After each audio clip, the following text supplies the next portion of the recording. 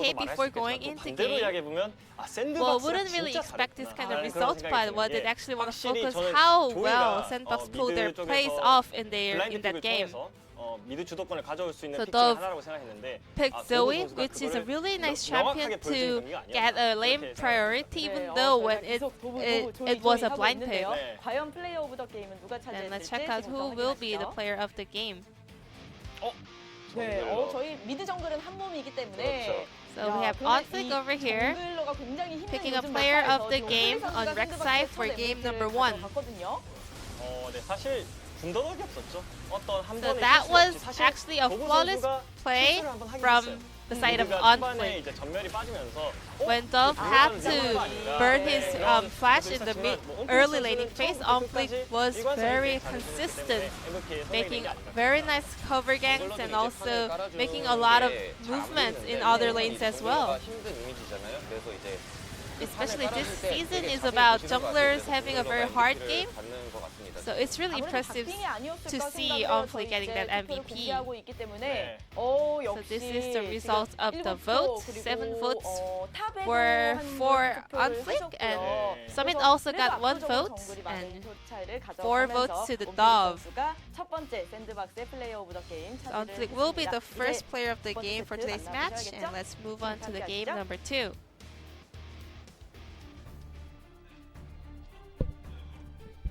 Welcome back, ladies and gentlemen. Thank you so much, G-Sun, for the translation. Pretty cool to check out the Infernal Rift as well, and great to see that everybody else shared my opinion on who got the MVP. Nice work on Fleek. Listen, I don't want to talk about it. Let's just not talk about it. Don't talk about your one lonely vote for Summit.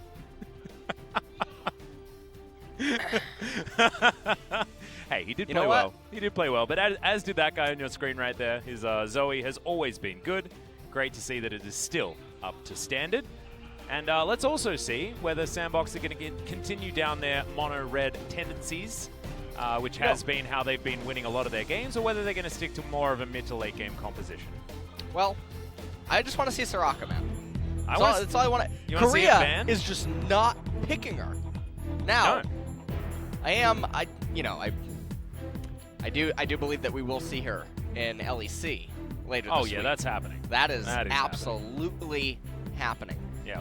Whether she be banned or not, I don't know, but we will see her appear at least. Her her image. I'll be waiting with bated breath, where our European brethren get to actually utilize the current meta, but that is not what we do here in Korea as much.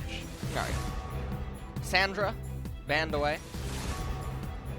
Really fast bans coming in here, as well as we've got the Rumble Pantheon, much like game number 1, taken off the board here by Sandbox. Haven't seen any Pantheon actually locked in just yet. Interesting to see the bans coming through. I believe Ixu's been playing a fair bit of it. And let's see what the final bans are going to be here. Now, is Akali going to be banned on the blue side is the question. No, she is not. Elise is going to be taken off the board.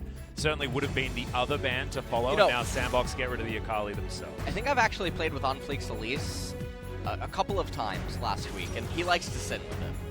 I mean, he's a sinner. He's our best sinner, basically. He actually, Malrong, not here anymore. Yeah, no. So, not the ultimate sinner. He really is. Oh, is Summit just going to run back the opposing matchup? Or was he going to reverse him? That's the ultimate. That is the ultimate BM. Yeah. I mean, we thought we had the ultimate BM at the beginning of the game where they were spamming their emotes, but we could actually have it here from Summit. Ixu immediately goes onto Twitter after and says, better jungler wins. No. He immediately trades the set into the mid lane and then plays something else. This is another pick that we've seen banned away after set's been locked in. The Renekton can do decently in the matchup, just because he is a big brawly boy. So, Renekton received a lot of indirect nerfs to him coming into preseason and now ultimately in Season 10 with the loss of Spear of Sojin. Yes, so that is massive to what it did to the champion. Now, I have no idea if that actually will be top lane against the set. Oh, here we go, or Flawless. Or if it'll be mid lane. Flawless gonna pick up his trademark Lee Sin. Yep, was coined the best Lee Sin in the world a little while back. We'll see whether that is going to be proven here once again. As Misfortune locked away for APK into the Aphelios lane that's already there. Onfleek back to his Rek'Sai tendencies. She's going to put Sandbox into an interesting position given Aphelios' abilities to carry in the late game, and Renekton and Rek'Sai being very early game style champions. Currently, it's APK that have a little bit more of a flexible composition with what they have going for them. Lee Sin can, of course, playmake in the late game relatively effectively. Misfortune, we saw Teddy proving that she can be a huge hyper carry in the late game. Aphelios is certainly in the same ballpark, but not the Renekton and not the Rek'Sai so much. Especially without Spear of Sojin. I feel like now Renekton is even more focused on being powerful in the earlier stages. We'll see what the final bans are going to be here. Sandbox, yet again, though, with the raw, straight-up aggression, but APK is sort of mirroring it, and so it's not like there's any sort of control aspects. Obviously, Aphelios and MF, big surprise, big surprise. Yeah. As LCK seems to hate Senna. Yep, Senna's just not being seen. Yeah. And also, you know what else is pretty interesting? There's no Lucian going on here either. Nope. We actually saw some bans early. Yeah, we saw some bans early yesterday, but otherwise not so much. Is Orianna going to be the second ban here on APK's side? Not wanting Dove to have some of his comfort picks, but they're not even looking at Dove's pick just yet, unless he wants to be taking the Renekton. Ryze? Ryze would actually fit pretty well in this composition. Ryze or Cassiopeia would basically be what I would be thinking about for Kenny here. When you ban the Syndra Zoe and the Orianna. Well, so this still is going to thinking be, about the Leona. yeah, are they going to go B4 Leona, B5 Cassio? Unless Kaney wants to try for something else because his experiences on the Snake Lady were not super strong. Zyra would have been really good here, but just gonna it's so sad. Weave that in there. We should actually talk to Gorilla about this because he was one of the better Zyra players during his time with Rox Tigers and even further in his career. Just I'm trying to him fight bring the it good back. fight. Whoa, this is a different one. Okay. Victor is in a very bad state right now. Now, we Did he talked receive, yesterday like, a about little bit of a buff? He got a buff where when he augments his W, I think his ability's slow now. Or when he gets full augment, his ability's slow. Caster, I'm a analyst. Something like that. I Something. mean, we didn't necessarily put a lot of effort into researching the Victor because we weren't expecting him to be too prevalent. But when you were talking about Ryze being picked up for Kaney, I actually expected that it would be a decent pickup for Dove as well.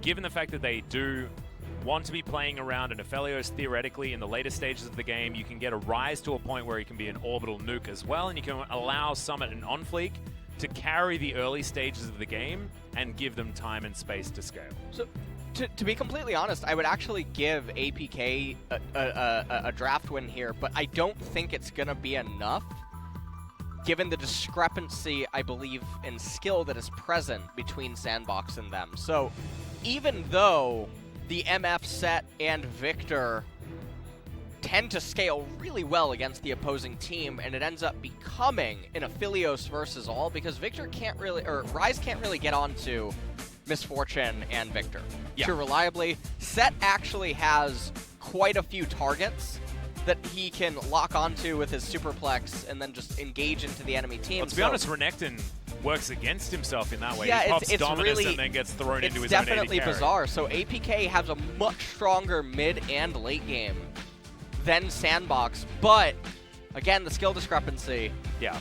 I just don't think it's really going to matter. Yeah, the way I look at this is that Sandbox are building their composition around making the set a non-factor in this game, and then our points about, you know, set having good target selection is largely irrelevant given the fact that Ixu's going to have such a hard time. So whether Sandbox can actually do that is going to be the question here for game number 2, but let's see what happens as we get onto the Rift. Kaney with his Victor, seeing whether he can utilize some slight buffs in order to get him over the line. I like the Toy Renekton skin, by the way. I'm not personally a very big fan of this Ryze skin. We've seen it twice now in the LCK thus far. Not really, you know. Not, you know. So whatever. Victor's buff in 10-2 was that they just fixed a bug that stopped him from losing mana. So this is 10-2, so he is missing mana. right? No, this is it was Oh, buffed I'm sorry. for I this thought. patch. Oh, it was buffed. Okay. Yeah. But the Victor change that was actually big for him was I that think it might have been 924? Yeah, I think it was earlier. 94B? Something like that. Okay. But anyway, Victor Casters, is by the way, yeah. theoretically okay. But he's another one of these champions that we were talking about during the Pog State podcast. One of those sort of meta checkers that can come back talked when about it everybody, yesterday. when everything else sucks. When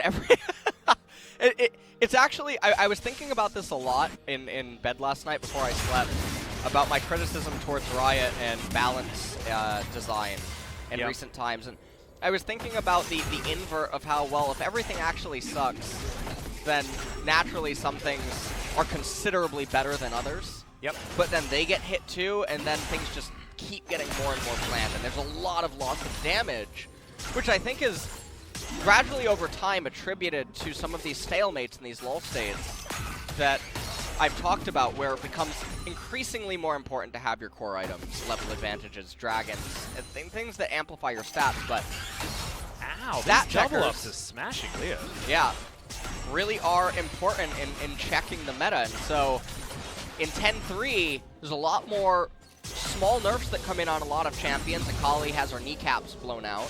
Yeah. Which And probably so it needs makes to happen. way. She's been permabanned in every region. Yeah. Since the start of the 2020 season.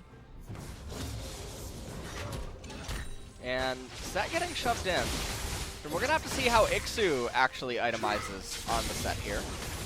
Yeah, maybe we're going to have Ixu actually bring in the Trinity Force, as we were talking about. You've got Summit just going down to check the blue buff to see what has been happening, but Flawless is nowhere near that particular location. I actually really like what Summit did. It's really subtle. He hits the blue buff and draws the aggro and pulls it all the way up. In the event that Lee Sin would come over and try to Q, he could end up missing, and then he would have to wait for the aggro to reset, but really thin. Well, Flawless is going to jump over the wall, but they already lost the fight. Gorilla going to have to flash here as Teleport comes down. Flawless uses the Q to create distance, but a flash forward from Leo. Flawless is now in trouble. First blood going to the Aphelios is a disaster for APK, and he's still continuing. Calibrum brought out the extra range might help. Secret at 200. Rek'Sai just going to leave, and that was a great teleport from Dove to guarantee that first blood onto a priority carry. And that's going to be really nice for their pacing. Aphelios, talked about it earlier on, he's going to be the main component of the sandbox draft. This champion, he does a lot of stuff. That's a flash to come in, but OnFleek is still there. Oh no, Secret getting baited into a fight he didn't want, and Kaney coming down and having to walk immediately back up. Bad to worse here for APK. That's a face smasher you didn't want to take there, but that is a decent haymaker from Ixu.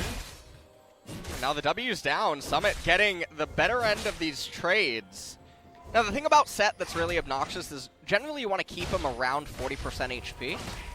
40%, 50% HP almost every time. When you take very heavy trades that bring him down to 10% and it also costs you a lot, his passive just regions it up. Now look at that, slice and dice. Yeah, gets out of the way. The dice was still there. Flawless does turn up though. Q misses. Flash Oh! forward from Summit. Last auto will get it, but the Prey Seeker is going to be enough. OnFleek had already flashed Flawless, trying to walk out of this one. Close. They're able to get him, and that's the double kill for OnFleek. 4-0 at 4 minutes into the game. Sandbox demolishing APK. And the top lane is already looking like pretty hot mess right now. Oh yeah. And you have to wonder, too many fires to put out. Yeah, there's going to be a lot of fires to now try to put out there in top lane. I love the itemization by Summit. Goes Ninja Tabi first item. I talk about this sometimes on the broadcast. The mobility is worth more than damage stats. As we take a look, Slice and Dice sidesteps the Haymaker. He flashes, didn't quite have the range to get to him, but it was fine as OnFleek was on time. Yep, and just slowly walks up and grabs Flawless here. It doesn't matter that a turret shot was taken. There's basically nothing that Flawless could do with Safeguard and Flash on cooldown. So now APK Prince with a huge uphill battle. And Leo 1-0-1 here on the bottom side. Double Doran's play just to match what Hybrid has put on for himself. And now they're going to have to play all the way back, especially considering Dove is missing from his lane. Realm Warp not available just yet. Going to be pretty close to picking that one up.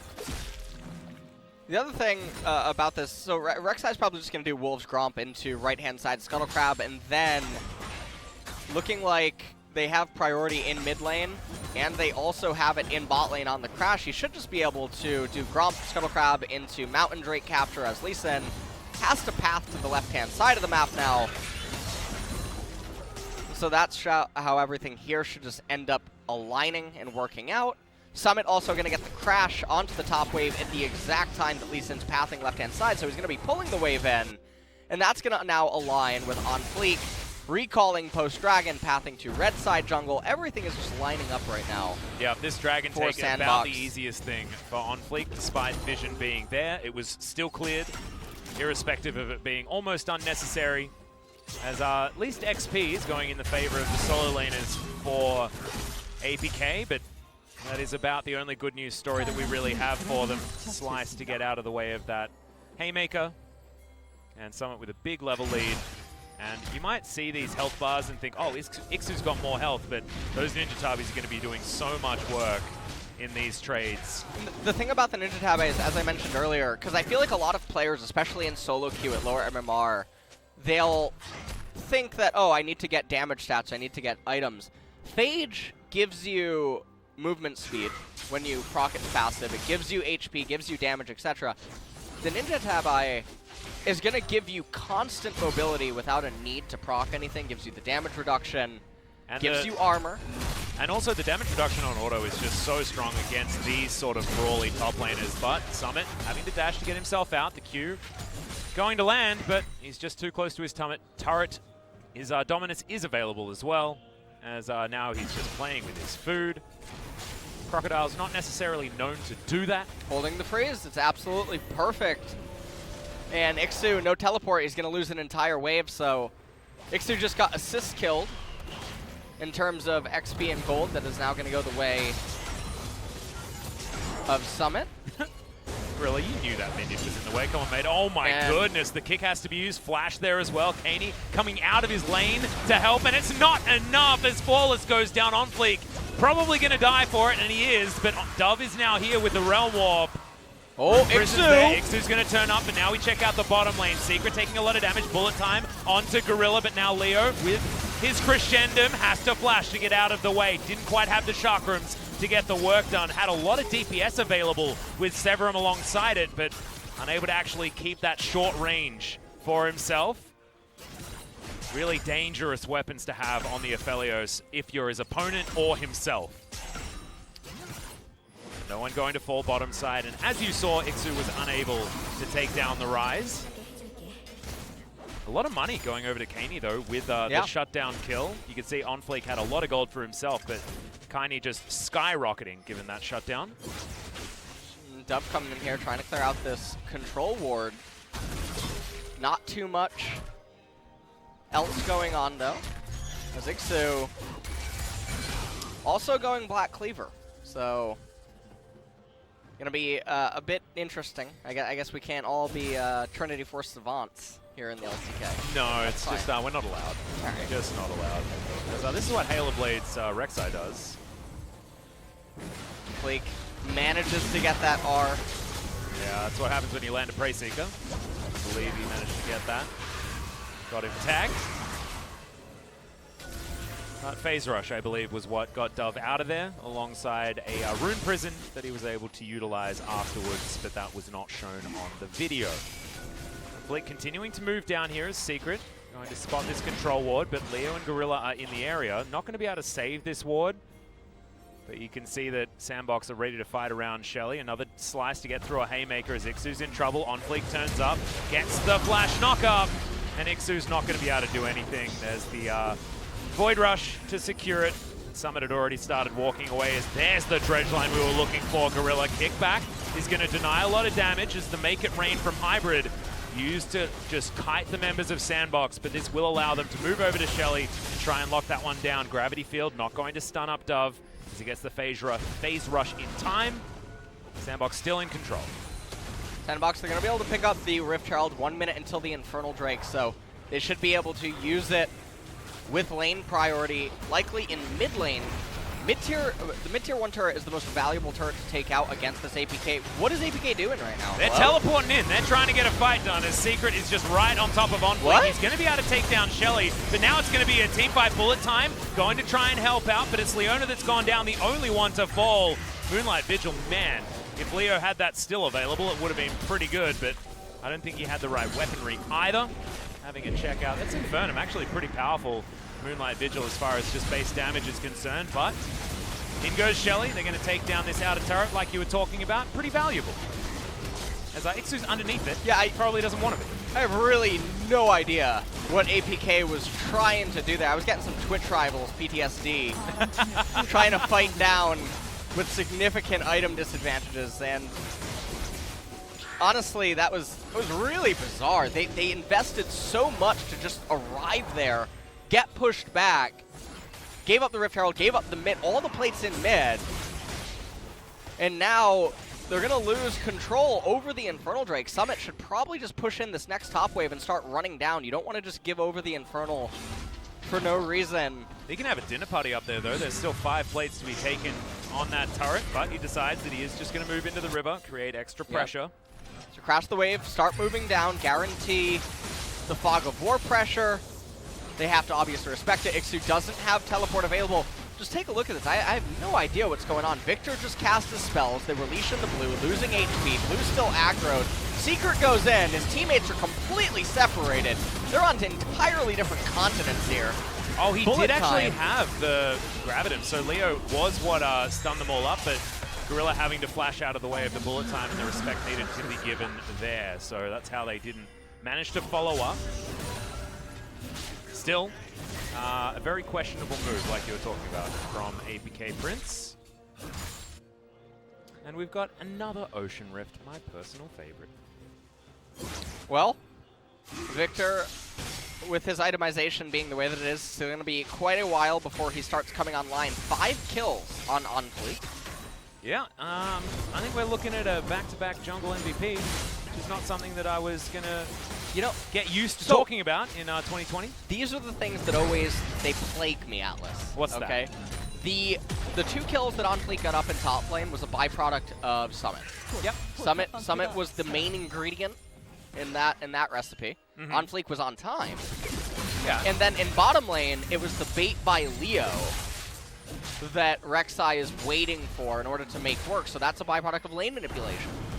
Or was it a byproduct of OnFleek manipulating you know what? his lane? We don't have that information. That's a good point. Haymaker is there as OnFleek.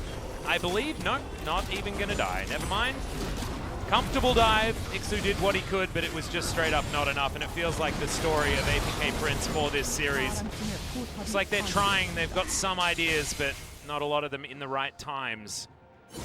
Perfect hex score done from Kaney, but this game is being lost around the victor at this stage. Do have some defensive vision around the area. You can see that Control Ward still surviving in the river somehow. This is once again a circling the drain timing at 14.5 minutes for APK. Feels like this game is accelerated even faster than the first one. Well, it is definitely getting out of control. 3 minutes until the next Ocean Dragon. 5,000 gold lead, or a 5.2 thousand gold lead for Sandbox. Now, they do have quite a few champions with bounties on them. And so, if APK can somehow get a miracle team fight, which I really don't think is possible, that'll be the interesting one. But they're just going to start playing ping pong with the lanes. Yeah, and they'll fall further and further behind because no one can actually fight in the jungle at all on APK's side because OnFleek is so extraordinarily terrifying. Flawless going to demonstrate that for us right here, as that is a Void Rush for a very deadly sin. Thank you very much for proving my point, my friend. That is a very, very early stopwatch from Secret. Gonna flash, still get stunned, but thankfully creates enough distance. And the Leo is going to survive. The Lee Sin, not so much. And the score is 1-9 right now, Atlas. I don't know how you're feeling about that. I'm feeling like Sandbox are in a pretty good position this game, LS. Okay. That's what I'm feeling. I'm also feeling like yeah? a lot of us who may have, me included, rated Dam 1 above Sandbox for this year. I'm starting to feel a little bit silly. I'm starting to think that maybe Sandbox are the real deal. And a team that we should certainly be watching out for. Well, remember, they ain't versus Afrika in the Casper Cup. Yeah, they didn't look this good at all. Yeah, that didn't end up going that well. And they are really do or die as a team. Yep. So they're either going to be a blazing inferno, or they're going to be like when you try to turn on a lighter and it like sparks a little bit and then nothing. And it doesn't really work. work. Yeah, it doesn't work at all. Yeah. Well, we'll see whether it is going to be Blazing Inferno, but I think we're going to need more information from Sandbox. Opposition often does tell a lot more of a story about a team. And right now, APK not looking like they're up to snuff. As a 6,000 gold lead is in, On Fleek has controlled this entire game, 7-1-1. Almost had more CS than the opposing top laner on last look, but Ixu has found himself some more minions around this map since then. Bottom side being shoved in, helping him out there. It's not over till it's over, but it's just feeling like a 25-minuter, if it even can make it that far. Sandbox definitely going to be one of the faster teams that we're going to have inside of the LCK. It's just the nature of how they play, the type of team comps that they make. And APK, I really hope that this does not turn into another Jin Air, even though they bought the rights. Well, to be perfectly honest, this is looking worse than Jin Air. It actually is. I could imagine that Twitch chat is a little bit Jin Air died for this, and I'm starting to agree. One of the takes that I had coming into this season was that I feel like what was the team that was in Casper Cup that actually looked okay? It was Team Dynamics. Yeah. It was an amalgamation of Gen G's previous roster and Beyond from MVP fame. They actually looked like they had some stuff going on for them. Might be a team that could actually promote after the spring season, but certainly getting ahead of ourselves here as this is the first match for both of these squads. The other thing about what's going on here is APK seem oblivious to the fact that they cannot actually fight over the Ocean Dragon. They're posturing around for it anyway, but really, they should just be conceding it. It's not the Ocean Soul. So they could utilize this time to try to just keep farming their jungle camps off timer and keep getting waves in the side. You can actually see pings by Sandbox onto the turrets that are now bouncing waves back into them. APK look desperate for a team fight, which I agree with trust you. me, I feel I've like been that in this is situation about a month ago. It's not a... Yeah. One of them is probably screaming no. Yeah. And then... Who is it? Is it Flawless? I think, well... No, it doesn't look like it. He landed a Q. Like Get Flawless. In there. Get in there, Flawless. It might be Hybrid. I think Hybrid and Kaini are probably both feeling a little bit like that. Going to take their chickens. Sandbox going to move over and probably just going to secure this Drake. All right, Look at the vision toggle. Well, okay, we're about to have a massacre. Well, the vision's there. They know what's going on, but there it is. Okay, Showstopper comes forward. Ixu into the backline. The Haymaker is on, but Ixu just doesn't have the health bar. Chaos Storm trying to do some work. Gorilla getting low, but Secret's going to be the one that goes down. On Fleek gets himself out of the fight. Just buying space for the rest of his team, and it was 2 free kills. Exactly as designed by our glorious LS. Realm Walk comes forward. Can this finish off the fight is the question for Sandbox. As On Fleek looking for Kaini. Slows him down. But the rest of APK are going to make their way out. I really have no idea what they're expecting. This is it's one of the most Twilight Zone type things that I can imagine. They're still posturing for it. Like, yeah, I feel like this is a good idea, guys. Let's do this. They jump in, Flawless investing a summoner for a kill that he can't actually end up securing. Unfleek tries to get onto Hybrid, who's now going to blow his flash. So they just blew a lot of their summoners for a team fight that had absolutely no business taking place. The Dragon was already down for Sandbox. Yep. And now what they're going to end up doing is they're going to stare down a Baron dance down summoners against a team composition that is significantly superior. Well, I mean, at least Kaini did a lot of damage. Nice work, Victor. That is about all the good news that I have for you if you're an APK Prince fan. If only that one kill didn't happen, because otherwise this would be a perfect game. As Gorilla might be the next kill. Dredgeline is going to get him out of safety, out of danger, as the Q is going to go a little bit awry. It's due to Gorilla's nice little sidestep there, as OnFleek is found flawless. When do we get to the point where OnFleek is so incredibly confident that he's going to open fights with his Void Rush to try and close distance after landing a stray Prey Seeker? Maybe that might be happening soon. When he has Guardian Angel. Aha. Okay. He Which might seems just to be need to like- go back, and he could possibly pick that up. There's a lot of money for a jungler these days. All right, Shirley coming down, and this inner turret not going to be long for the world. Gorilla going to taxi this wave in, and Shirley puts her face into it, and the rest of Sandbox move on over to try and get rid of this Baron. Severum and Crescendo both there, so a lot of DPS now available for Leo, and they are just eviscerating the Baron. It goes down extraordinarily quickly, secured by OnFleek, and now the team fight is upon us. Gorilla has his Gargoyle Stoneplate buying a lot of time, flashes eventually. Oh, they Bullet walked right Time into doing set! so much work, and a big ultimate comes through, but smacking them with their wallets are Sandbox, and they're able to even out that trade. Taking down Ixu, but an even trade is not what Sandbox wanted, but they were saved by the amount of gigantic money that they had at this point in the game. That was otherwise going to be a disaster. Well, they are still going to find themselves down 10,000 gold. Sandbox have been sitting on an enormous amount of gold. Leo does end up dying. Was a 1-for-1. Hybrid going to be able to attack Baron. He's dead. Indirectly, and yeah, he is... You ever watch that movie Splice? No. No? You never saw Wait, that? Okay. actually, is that like that strange The horror cloning? movie, the cloning Yeah, weird movie? yeah, I think yeah. I did see that. Yeah. But it might have been one of those late night watches, and I was like, I'll just watch this movie because I'm falling asleep. Okay. Because I really don't remember it very Yeah, much Splice at all. 2 never ended up coming out, even though the ending suggested that Okay. it would have maybe been possible. Flawless, maybe not something that you wanted to do, but Secret is the one that gets hooked. APK still just playing, it feels like they're playing with like tempo, like they're trying to start a fight, even though they shouldn't have been starting a fight for the last 20 minutes of this game. Maybe 20 is a little bit too rough. 18.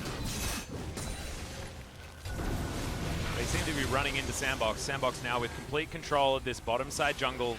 A few stray wards on the top side, but that's not where Sandbox are focused. This inner turret is going to go down.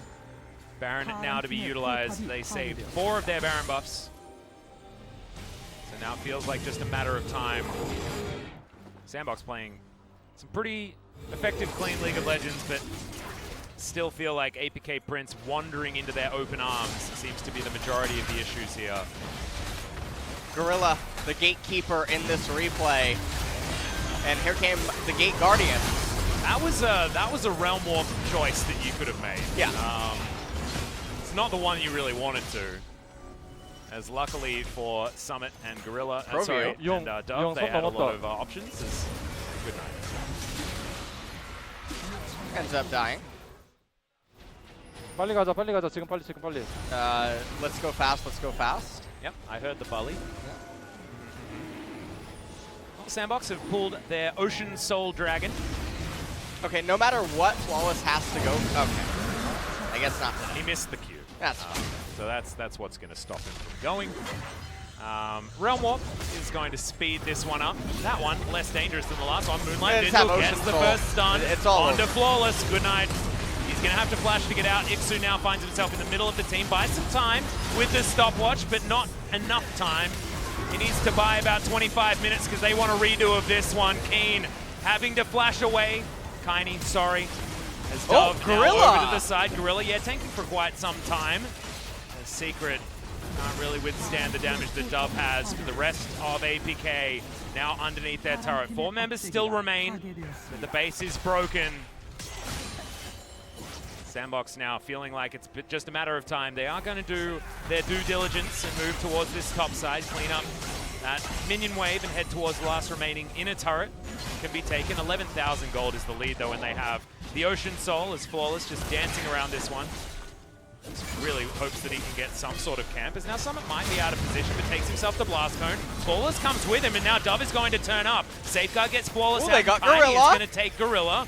On Fleek now not wanting this fight as much as he thought he would.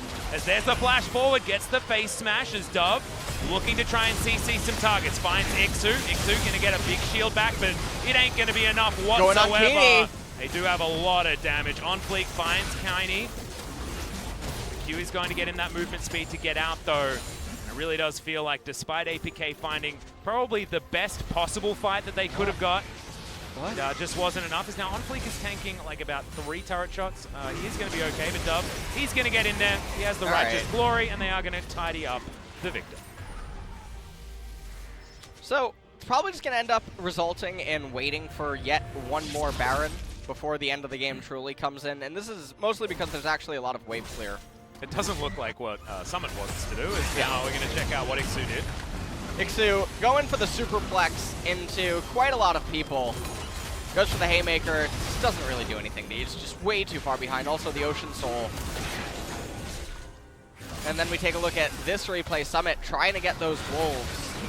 Gorilla being dogged down by the Chaos Storm of Victor. Leo just on the outskirts, not able to rejoin the fray.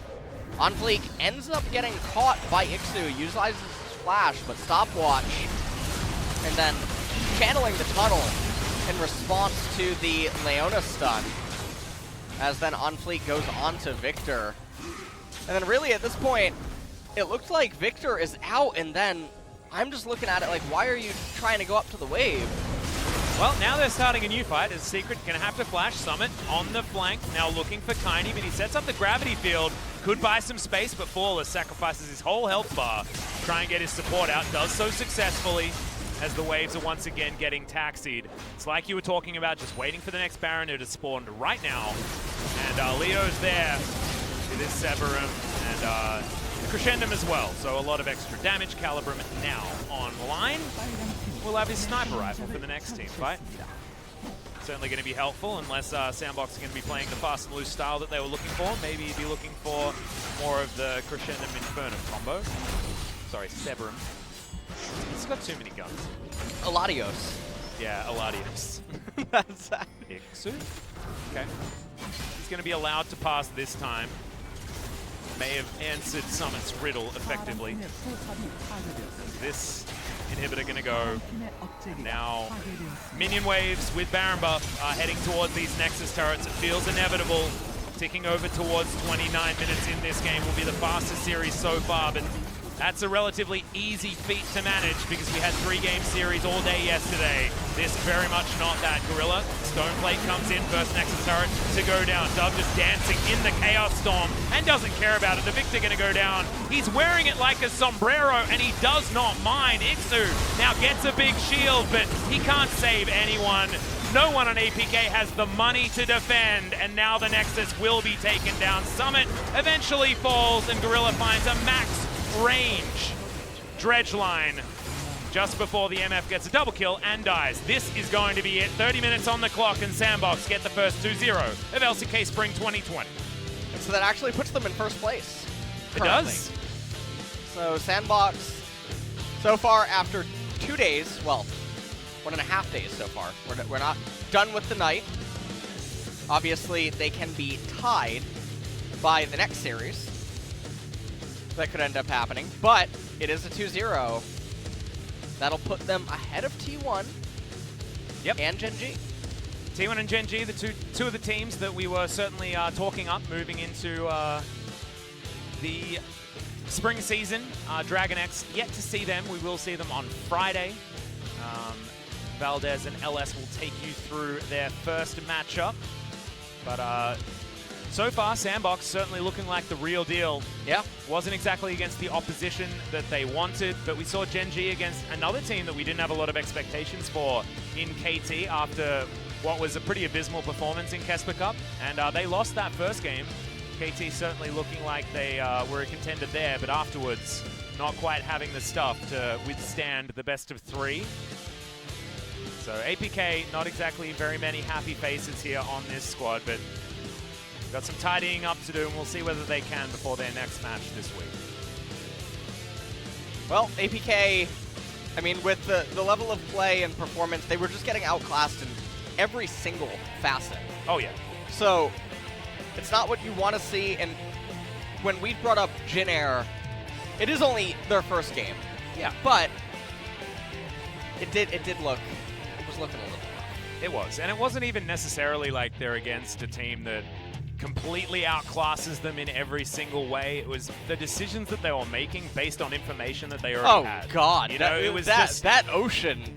Yeah, I mean the ocean fight, even the fight around the Rift Herald as well earlier in the game, where they just opted in when they were super far behind. That is not a fight that we see LCK teams taking, and certainly wasn't one that we saw yesterday with any of our squads. That was like watching a horror movie, and it's like, why are you going downstairs? No, it's like watching a horror movie for the second time. You know, it's like you already know what's gonna happen in this moment, but you're still yelling at the TV. It's like Happy Death Day 3. Your mind. Yeah. Oh no. Oh god. Yeah, it was not so good. Actually watched a horror movie last night that wasn't too bad. What Have did you you seen watch? Hereditary? Oh, I'm sorry. I Tony thought you meant KT versus Genji game 2. All right, I watched that, but then felt in the mood to continue my watching horror movies. And watched it. It was actually pretty good. Hereditary? Yeah, I liked it. Do you know that apparently that is the first movie since Paranormal Activity that caused duress in theaters, but in America, in the States? Wow, that's a bit weird. That it's is not weird. necessarily. It wasn't that scary. It wasn't that scary, but I liked the way it was shot. I think it was Yes. shot beautifully. Changing in between like miniatures and not miniatures was really cool. It was very good. It was very good. Nicely done. This was Flawless's first attempt at a gank, but Gorilla navigating it with aplomb.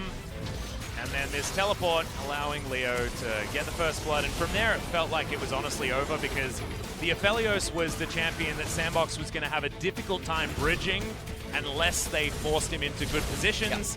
Yep. And Summit did exactly what Summit says on the tin, which is win his lane and then theoretically win the game afterwards. And On Fleek always going to be there to help him out. Summit versus Keen, it's really akin to the Star Wars universe, you know? Because Summit played under him for a year and a half. He did. As a substitute. He was his Padawan learner. Exactly.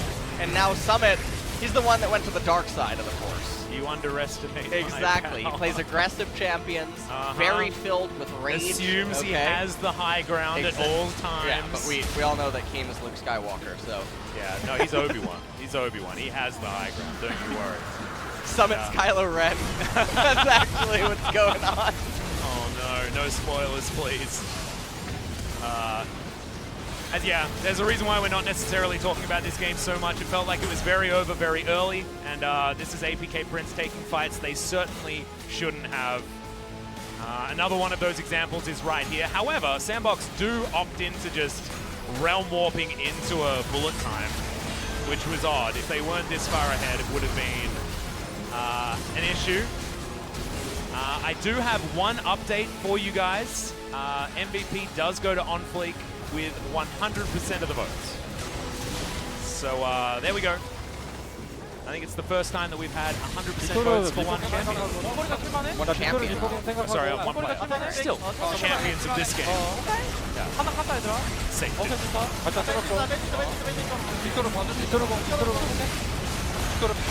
They just keep saying the champion. I actually really like listening to a lot of the Korean comms. They'll sometimes either say nothing at all, other than something that's super, targets, because they trust that the teammates are able to understand what is necessary or what should be going on. Whereas sometimes when you listen to mic checks from other regions, there's players that are having to explain so much about what's about to happen. And that really speaks to leveling in terms of understanding, maybe even between teammates. And also training, I think, is the other thing. So Griffin training and really grinding. Yeah, they were the hive mind, right? They were the hive mind. They don't talk. Yeah. In team fights, and that was a practice thing. Yeah, that was what CV Max designed the team to do, right? That was his sort of special style, and we saw that demonstrated. Some of their incredible team fighting.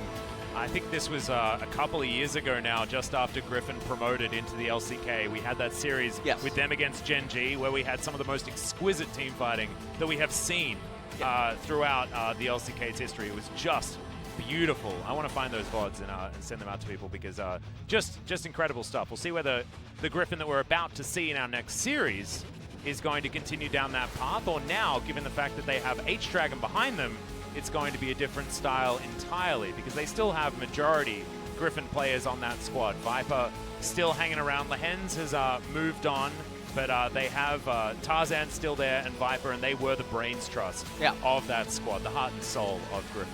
Also, as it were. I mean, Sword's still there as well. Yes. All right, there he is, MVP of the game. Now he's tied, right, with Faker. Yep, for double MVPs. Yeah. And this is actually a meta where jungle probably is going to be hard to accumulate MVP points, although they do get some aid in patch 10.3. Yeah, hopefully. So, and also watching OnFleek play this game and then knowing that there are buffs slated to come in is a bit of a worry, personally, because he made Flawless look certainly flawed in this game. But Flawless not with too many opportunities. I think the biggest thing that's punishing about the jungle is this exact moment, right? It's the exact fact that if you're a jungler that's behind, there's no rubber band XP. There's no way to claw your way back in. And this is a 2-level lead, basically because of how the meta is at the moment. Right, and I've spoke about this so many times with Korean players when either we've talked after like LCS coach streams or just the Korean pros that, well, ex-pros, well, some pros that still live with me. And we talk about the differences in NA and EU where junglers will gank so much, and if the ganks fail, the XP loss sticks. It really sticks. Yeah. And so sometimes they're having to gank so much due to the incompetence of laners to properly pilot their own laning phases. And sometimes they can end up getting advantages, and the times where they don't, you just end up looking clueless, and you fall so far behind in XP. Yeah. And so when you fall behind in the jungle, it stays the way that it is right now. And that's exactly what Flawless suffered at the hands of, even with his favorite Lee Sin pick. But we do need to look at the victors here because, honestly, not the victor, because that didn't necessarily work out. But instead of that, we've got an MVP interview with just OnFleek here for this game. So we'll hand it over to Jisa. Thank you very much, guys. This is Susan with the interpretive translation. And 2-0 victory against APK Prince. Would you like to say hi to the fans first? 오늘 저희 이제 개막전 On this our opening match. 이제 개막하고 나서 첫 경기 했는데 나름 잘 I think we did quite a good job, so I'm happy. So I want to ask you that because we had flawless in our game, we were expecting a bit of a Lee Sin game. And there was 6 Lee Sin games in a row yesterday. However, game number 1, Lee Sin was neither picked or banned. What's your thought on Lee Sin in current match? Well, Lee Sin is a meta champion. It's a good champion. But personally, I think Rek'Sai is a hard counter. So whenever Rek'Sai is open, it's really hard to just blind pick Lee Sin. So we weren't really thinking a lot or paying a lot of attention on Lee Sin. So we have other cards open, and also we can counter Lee Sin with the composition, so we weren't really too afraid of Lee Sin.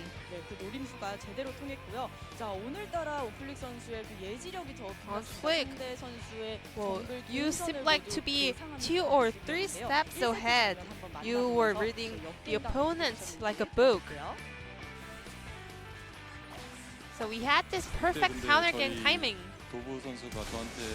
Well, Dove told me that he doesn't have flash, so he asked me actually to kind of be in behind, you know, to be covering mid lane. And for me, at the same time, I have nowhere to gank except mid lane, so I was just camping there. So it was both your decision and also Dove's call, right? 네, 그렇죠. Yes, correct. 제대로 좋은 장면 만들어 내주셨고요. 자, 그리고 온플릭 선수가 지금 조금 전에 나왔듯이 두 번째 경기에서는 in game number 2, everyone voted for you as a player of the game, and you picked up a lot of solo kills in that game. What happened after Caspa Cup? 일정이 좀 So we have a very tight schedule. 되게 타이트하게 열심히 So we were practicing and preparing really hard. 좀 도움이 됐을 And I 거라고 think that kind of 생각합니다. helped me. 네, 그리고 오늘 유독 탑갱을 많이 가시던데요. And 서민 we've 선수의 witnessed a 폴이 lot of 있었던 top 건지 gank 아니면 today. So was that 사람만 노리면 call from 우리가 Summit 승리를 or 붙일 수 있다, team's 이런 decision? 예상을 했던 건지. 그게 하다 보니까 Playing game, well, Summit 폴이 잘 나왔고 제 made 입장에서도 good calls, and 지금 for me as well, 가면은 이득을 볼수 I 있겠다 found 싶은 very good 생각이 timings to make 많이 top ganks. 나오더라고요. So we 그래서 were able to make points 어떻게 there. 보면은 뭐 익수 선수 하기 이 정도로 So 볼 수도 maybe 있긴 it was a 한데 bit of a 그게 shutting down 상황이 그렇게 많이 Iksu. 나왔어요. So that's why we were having a lot of gank attempts on top lane. 그리고 온플릭 선수 생각하면 이제 저희 시즌 시작 전 And 영상물에서 Onflick. 정글 패치 롤백을 You 외쳤던 also 모습이 said you want 생각나는데 the 이제 다음 rollback on the 패치를 jungle 알고 patch. So 계시잖아요. are you happy with 마음에 10.3 드시겠어요? patch? 아무래도 경험치 올려준 게 About the 너무 좋은 것 XP increase, I'm really 항상 happy. 경험치에 굶주려 있는 정글러이기 때문에 Junglers are really hard to stack up the XP, right? 아 그거는 여전히 이제 But still, you know. 그거는 여전히 유효한- 살짝 네. 이제 할 때 보면은 경험치가 Whenever I'm 90몇 playing, 프로에서 like we are 그냥 like 한 마리 부족한데 1 minion away at 그런 상황이 97%, but even though when I clear one camp in jungle, I cannot hit the next level, so it's really hard still. 네, 뭐 이렇게 온플릭 선수가 잘 커서 캐리해주기 때문에 라이너분들께서도 감안해주지 않을까 Well, 싶습니다. on 자, Flick, 이제 you 스프링 are the kind of 시작입니다. jungler that 이번 carries the 시즌 game, so 목표가 laners will be 더욱 happy 크시겠죠. even though you take some of the minions. And 어, lastly, any 선수라면 resolution for this 누구나 year? 결승전 무대 밟아보고 싶어 할 거라 생각해서 I believe every player wants to make it to the final stage, and this is my goal as well. 시즌에서 멈추지 않고 So this 결승전 split, I don't want to 가보고 stop at the 그럼 온플릭 선수 워낙 postseason. I want to make it to the finals. 잘하셨으니까 이번 시즌 샌드박스의 우승 So, 가능성 몇 퍼센트로 보시나요? what's the 하나, 둘, 셋. possibility of Sandbox winning 50% LCK? 너무 적은 거 아니에요? 50%? 일단 yes, no로 나눴을 It's 때 like yes or no questions, so I just go with 50. 그러면 다음 경기 때 혹시 이 자리에 계신다면 다시 So 한번 I would like to ask 여쭤볼게요. this 더 question 올라가기 again 점점 in 더 your 올라갈 것 upcoming 같아요. MVP interview. 알겠습니다. 좀 안전한 대답을 택하셨습니다. 자, 그러면 저희 인터뷰 Onflick 여기서 going with the 마치고요. safe 다음 answer 경기 for 때 now, 뵙도록 and 하겠습니다. this will be the end of the interview with 감사합니다. Onflick from Sandbox Gaming, and I'm gonna pass it back to our casters. Thank you. Thank you so much, Ji-sun, for your interview translation. As always, LS is basically checked out at this point. He's now just forehead cam. But I didn't get a listen. what do you mean? If I start I talking was generally hold like on, we're going, Hold dude. on. Stop. Listen. Yeah, mate. Listen. Listen seriously. UCal and Keen collide next series. They do. That's what I was looking at. Yeah, that's it's certainly going to be exciting. Griffin with a new look, a new mid laner. They got knocked out of the Kesma Cup in very swift fashion, I believe at the hands of Sandbox as well. It was a 2-0. Griffin certainly didn't look like they turned up. It was Neon in the mid lane at that point, and now UCal has the potential to be starting. Don't want to give anything away just yet because we're still over an hour away from that series, Griffin against Afrika. And that, again, is going to be another eyes on top lane. But can UCal actually manage to change things around? Yeah, that's it's up going to be against the most Fly, you know, interesting. and Fly has got a lot of technology up his sleeve, a lot of options. Spirit versus Tarzan, another really, really fun one for this series. But guys, we do have quite a bit of a wait before that one is upon us. So, you know, feel free to, I don't know, go trip down to the shops, maybe get a sandwich, Get a something salad. like that. Yeah, get a salad. Go have a shower if you feel like it. Depends what time of day it is, I guess. But you have about an hour, so maybe even a solo queue game in between. Or two. Yeah. 3 if you got my luck. Yeah, that's exactly right. So we'll see you in about an hour.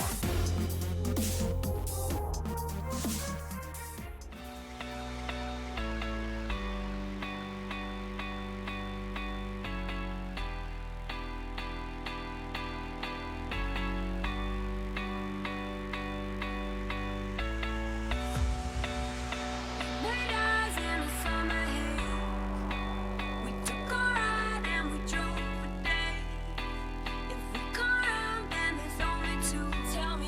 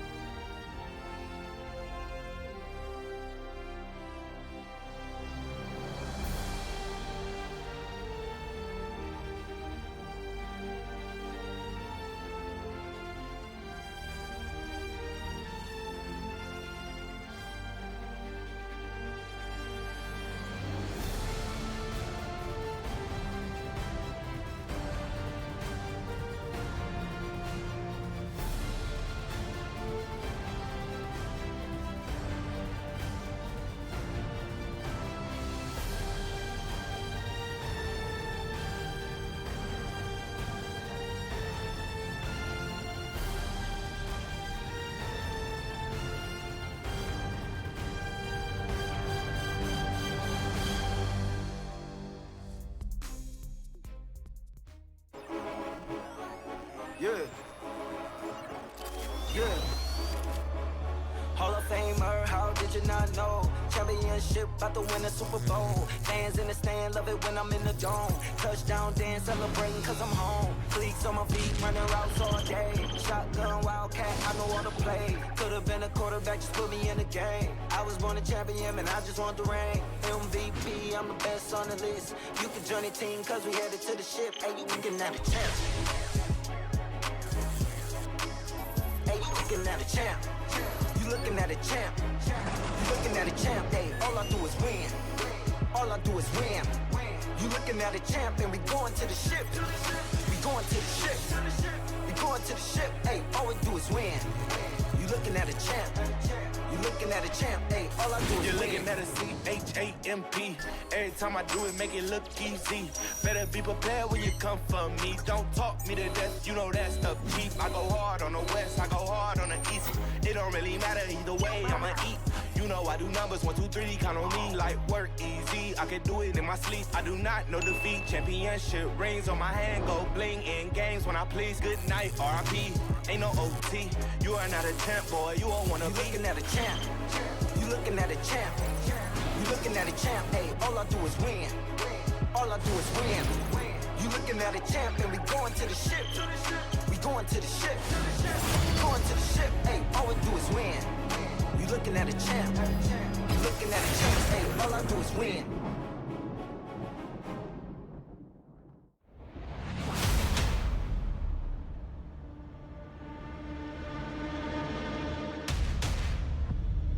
저에게 이제 6번째 스프링이 왔는데 제가 다른 팀에 오게 돼서 다른 감독 코치님과 하게 되는 게 처음인데 이번 연도는 그냥 즐겁게 하고 싶어요. 작년에 이어 또 팀에 남아 드래곤 X 유니폼을 입고 또 다시 도전하게 되었습니다. 올해는 어떠한 방법으로든 무조건 잘해서 성적을 내는 게 제일 중요한 것 같아요. 1년 내내 좀 하면서 좀 많이 부족한 거나 그런 거 많이 느꼈던 것 같아요. 그래서 저도 일단 준비를 잘 해서 좋은 모습 보여드려야 될 것 같아요. 작년에 제가 잘했는데 마무리가 항상 아쉬웠어서 처음부터 많이 준비해야 될 것 같습니다. 다시 한번 정상에 한번 써보겠습니다. 시작이 좀 중요하다고 생각하고 있기 때문에 좀 더 진지한 각오로 임하는 게 클 것 같아요. 경기를 다시 뛸 수 있어서 좀 설레긴 하죠. 저희 팀을 응원해 주시면서 뿌듯함을 느낄 수 있도록 최대한 노력해 보도록 하겠습니다. 이번 기회가 아니면 다시 돌아올 수가 없을 것 같아서 제가 앞으로 뭐 몇 년을 더 하든 간에 마무리는 LCK에서 했으면 좋겠다라는 생각으로 돌아왔어요. 돌아와서 집 같은 느낌이 들고 뭔가 조금 설레요. 다시 돌아온 만큼 새로 시작하는 마음으로 열심히 불꽃을 불살라 보겠습니다. 2020년 최고의 탑은 제가 되지 않을까 그렇게 생각하고 있어요. 이제 스프링 시즌 때도 제가 그 영광 계속 누리도록 하겠습니다. 작년에 많이 우승했었는데 이제 다시 새로운 한 해의 시작이다 보니까 저는 이제 또 새로운 스타트 라인에 섰다고 생각하고 올해도 열심히 하겠습니다.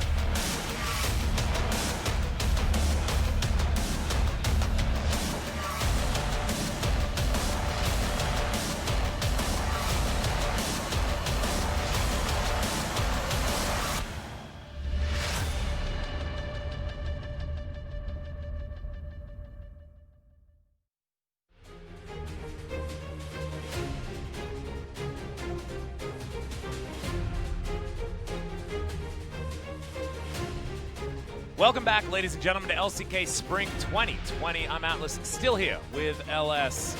And this is what we've been waiting for. This is Afrika versus Griffin. Afrika, the dominant kings of Kesper Cup that just exploded every opponent that they ran into. They ran throughout most of the tournament as well, because of course 4 of our teams did meet in the knockout stage. That was not Afrika. They dropped 1 game out of every single match that they had, and it was against Hanwha Live Esports in the first round of the knockouts. Otherwise, flawless run. Yeah, and I mean, we're expecting them to be the favorites coming into tonight's match. Yep. But obviously, Griffin, they've upgraded their roster with the addition of UCal. Actually, a pretty big one. I mean, Neon wasn't bad, especially not in summer on Kingzone. We've spoken about summer Kingzone quite a lot. I mean, they had a drop-off towards the end of the season, but in their heyday, they looked good. Yep. However, UCAL is a different breed of player, and I think one that probably fits into Chovy's shoes a little bit better than what Naeun did. Yeah, and the other thing is taking a look at this. Well, actually, is Naeun starting? Nope, this does not tell you who's starting whatsoever. All right, so UCAL most likely going to be in the mid lane. I know that a lot of the speculation initially was that Naeun would go top lane and UCAL would be playing in mid. Yeah, people were wondering whether that would be the flex. Yeah. Spoiler alert, that is not going to be happening here today. There's actually quite a few little changes that are happening. iRove is still Cabby. That is the Cabby that we know and love, the trainee from Griffin from basically their inception. He just name changed. That is the same for Double S, as you can see on the Afrika Freak side. That is still Sol, formerly from Najin EM Fire and then into Kongdu, and now over here on the Afrika Freaks. You're going to hate me, Atlas. I'm going to call him Erove. Erove? I think that's Erove's fine. Okay, yeah. all right. Erove's, look, I'm still up for suggestions. We should actually ask Cabby. Yeah, we should, because it could be Erove if yeah. he's using E, like yeah. IE, but I imagine that he's just using E. Points of the match. A-Dragon's Rage filled the Rift. So, they didn't have a great Casper Cup. Yeah, they got demolished by Sandbox. Absolutely didn't. They looked very clueless. Tarzan looked extremely vulnerable. Yep. And it just wasn't looking that hot. But on the flip side, why is Afrika the king? This was mostly centered around Keen looked unstoppable. He did. In the top lane. He was so good. We had our conversation about Keen versus Summit as our sort of two top laners to watch here in the LCK. Summit had a great first outing up against APK Prince. Keen is looking to silence the doubters here today, and he certainly was a beast. Spirit versus Tarzan, though, after the Kesper Cup, is actually a really interesting matchup because Spirit had one hell of a Kesper Cup performance. Yes. His Kiana was incredible. He brought out the jungle Poppy when nobody else was willing to play it. Like, this guy was challenging the meta and still being the jungler to watch win games for Afrika. Like, even over Dread, who has sort of that all young gun mechanical skill. Yeah. So we'll have to see if Spirit or Afrika in general are going to pull out any unorthodox picks here or what they have prepared. Do you want a spoiler? What? Spirit has been playing 75% support in solo queue and mainly Rumble support so far this season. So don't know whether he's going to be necessarily busting that out. I think I've had him on my team a few times. Yeah. With the sick Rumble support? How is it working out? Rumble's being paired with Senna. Very often being paired with Senna. The Senna and Rumble Soraka. duo. Soraka Rumble. Well, actually, Double S has been putting in the hard yards on Senna. We were having a very deep conversation with this with Shakarez on Twitter, wondering why the heck nobody's picking Senna. But this guy isn't going to. This is Keen. We normally have a key matchup between these two, but it's not a matchup when it comes to Keen. It's just him. The guy has been carrying every single game. He looks extraordinary, and we'll see whether he's going to be able to do so up against a Griffin that should theoretically be new and improved. Let's hear from the players. 맞는 것 같아요. 제가 봐도 저희 팀원들 보고 있으면 다들 훈훈하고 잘생겼다 이 생각을 많이 하는데 그중에 원탑은 기인이죠. 기인이가 워낙 잘생겨서 저희는 못 치죠. 잘하면은 뒤에서 이제 후광이 이렇게 쫙 올라오면서 저를 매기기 위한 거예요.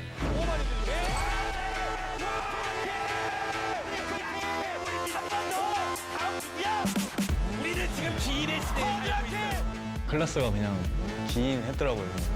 잘 가봐야 4강. 우승은 절대 생각 못했어요. 진짜 팀 단위로 많이 잘 움직이고 픽도 유연하게 잘하고 플레이도 깔끔하고. 저는 뭐 그냥 버스 탔죠. 그냥 타워에 서 있으니까 기인이가 이겨주던데.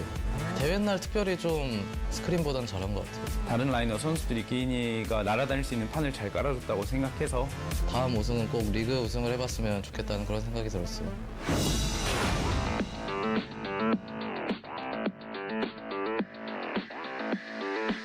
호흡은 맞춰가는 단계고요. 차곡차곡 합을 맞춰 나가고 있습니다. 국가 선수 들어오면서 어디로 튈지 모를 것 같아가지고 팀 스타일이. 그 친구가 좀 워낙 특이한 친구라. 근데 게임에 대해서는 좀 많이 적극적이고 저는 D가 없기 때문에 앞도 없는 것 같습니다. 하이리스크 하이리턴을 좀 좋아하는 편이에요. 우연이가 정말 잘하는 미드라이너인데 타잔 선수가 파이팅 하셔야 될 것 같습니다. 네.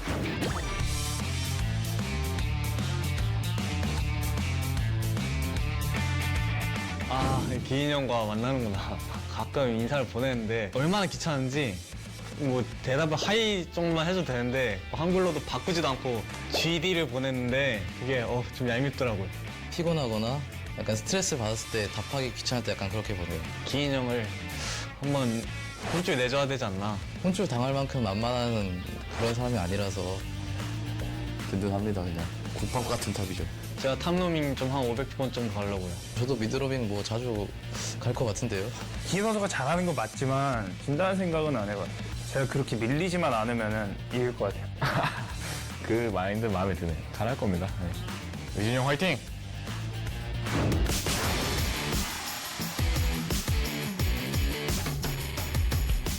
제가 롤파크에서 경기는 처음인데 꼭 승리로 복귀전 마무리하고 싶어요.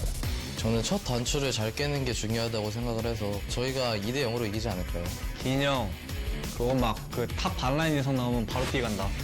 그리핀과의 경기에서 작년, 재작년 다 저희 팀은 좀 아픈 기억들이 많아요. 올해는 저희가 그리핀에게 악몽 같은 팀이 되어주고 싶습니다. 캐스파크 우승했으니까 꽤 이제 강하다 생각하고 있고 좋은 성적 낼 수 있도록 잘 해보겠습니다.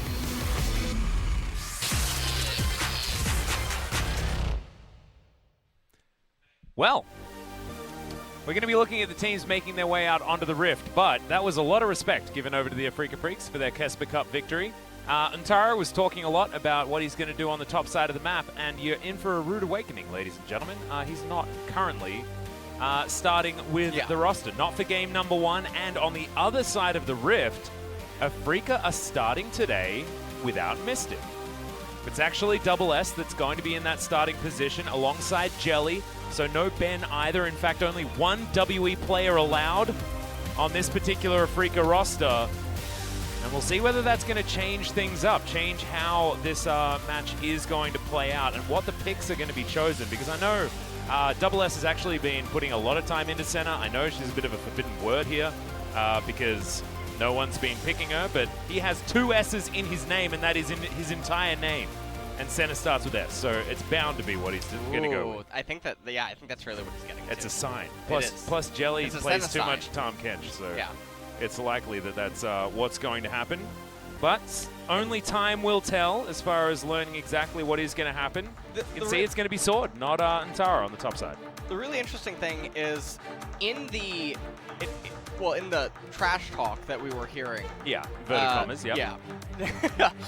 You know, it's really interesting to see what Fly said about how it's hard to predict their style once UCal has joined, because UCal and Keen used to butt heads in terms of stylistic preference for how the games would be conducted. Yeah, that was even when they were on the same team. Right, and there was even things that alluded to it by some of the mic checks that ended up happening, where Keen wasn't amused with some things that ended up happening. So UCal likes to be aggressive, he likes to fight, he likes to try to force things, whereas Keen's more calculated and waits for opportunities, really, to, you know, he creates the circumstances for it. Now, UCal mentioned roaming, but he's against a mid laner that's known for roaming and known for unorthodox playstyles. So it'll be an interesting dynamic to see how the two teams do end up colliding. I do think it will be what can UCal really do versus what Keen offers.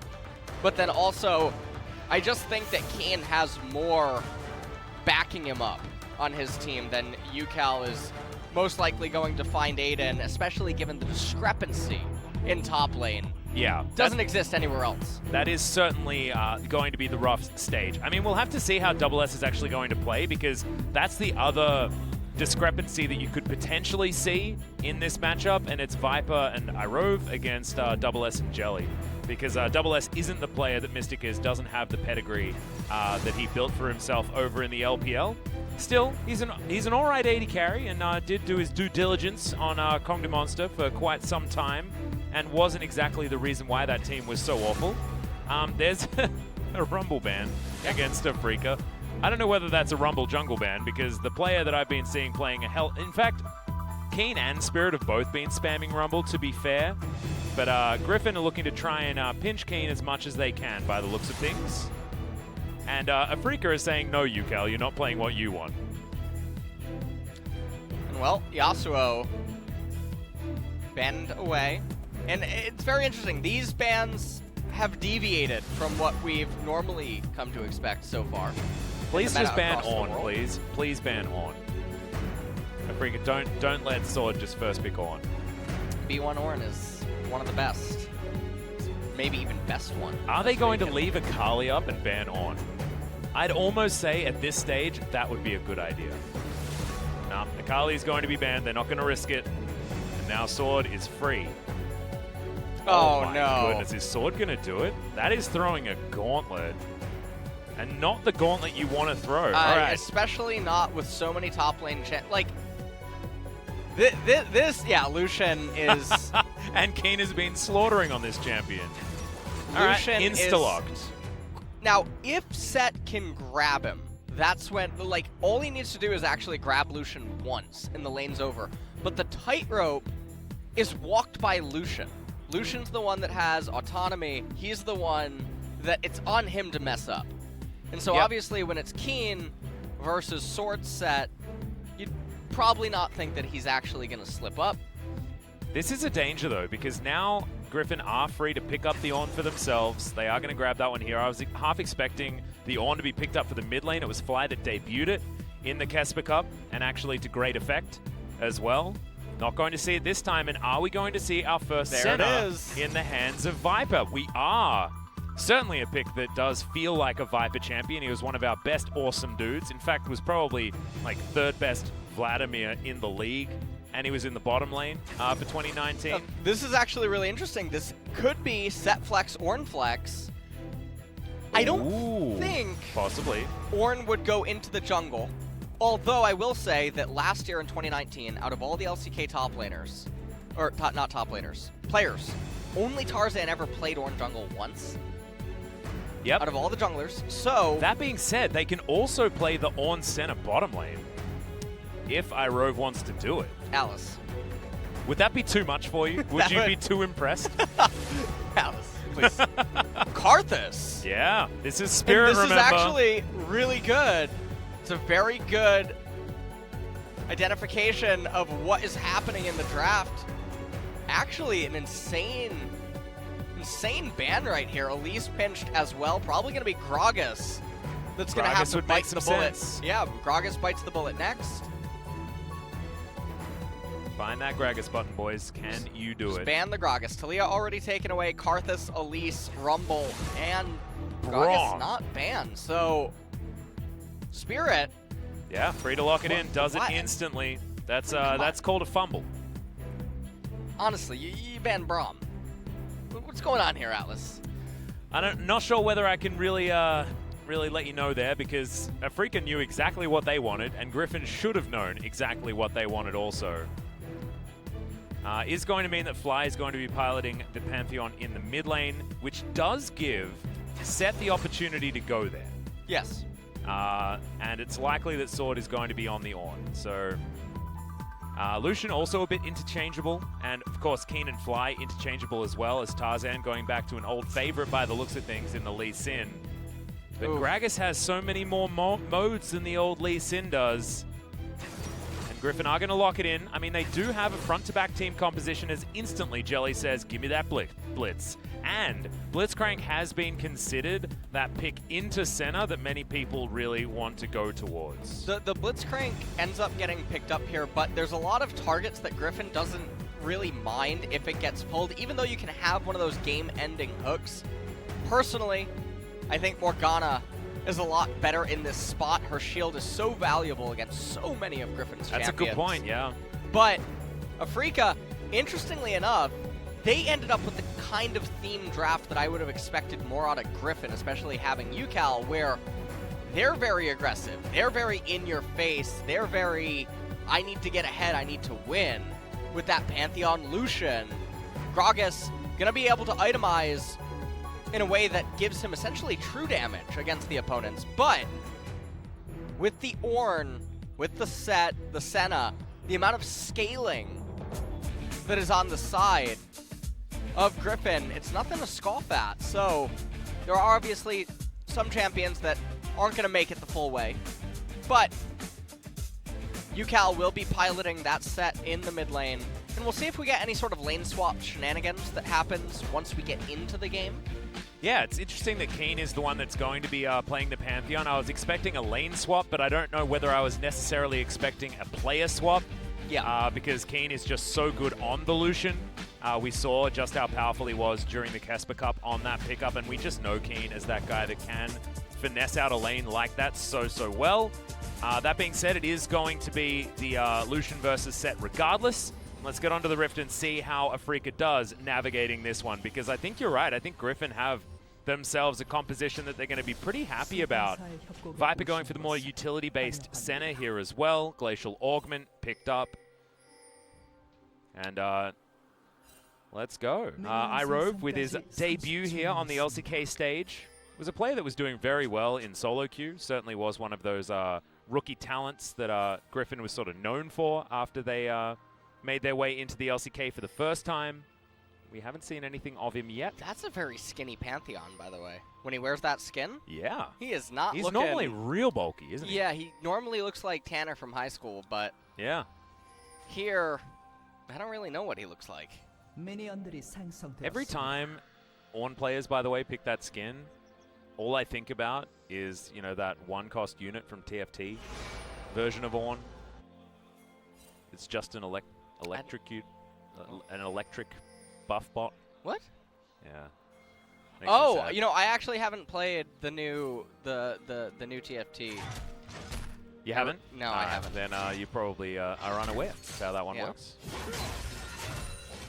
Well, it is in fact the switchback. So we had the wrong graphic because they waited till the last second before they swapped between Keen and Fly. So we will get exactly what we wanted in Keen's Lucian. Keen avoiding everything here and dancing into the brush to avoid creep damage as well. Something that you'd understand and from our friend Keen. Seems to have taken a pretty poor trade. Also, he's running the Aftershock and Shield Bash on the Set. Yep, not going to see any Trinity Forces here. It is Black Cleaver into tank, most likely. And going for that more initiation style of build does suit their composition quite well. Although they might be lacking damage as this game goes on. It's how Griffin love to play, to be honest, as a team. They have compositions that just often rely on Viper, who is on a champion that doesn't necessarily even do enough DPS. It's a control kind of champion. Yeah, they do play around that quite a lot. And so good to see that Griffin, despite, you know, changing CV Max out of the roster, Chovy leaving, Lahen's also leaving, going over to Hanwha Life, losing Doran to Dragon X also, still the Griffin that we know and love. So, still, they have to get through what can be a pretty tiresome laning phase, especially for Sword up here towards the top side. Keen is gonna look for more poke damage here as UCal. Yeah, Face Smash comes in here. Great denial of the damage of the Haymaker there from Fly.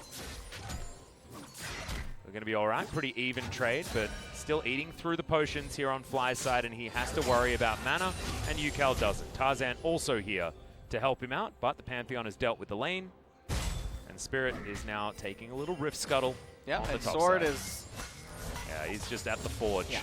He's given up on playing League of Legends. He wants to be a blacksmith. Built a Ruby Crystal first.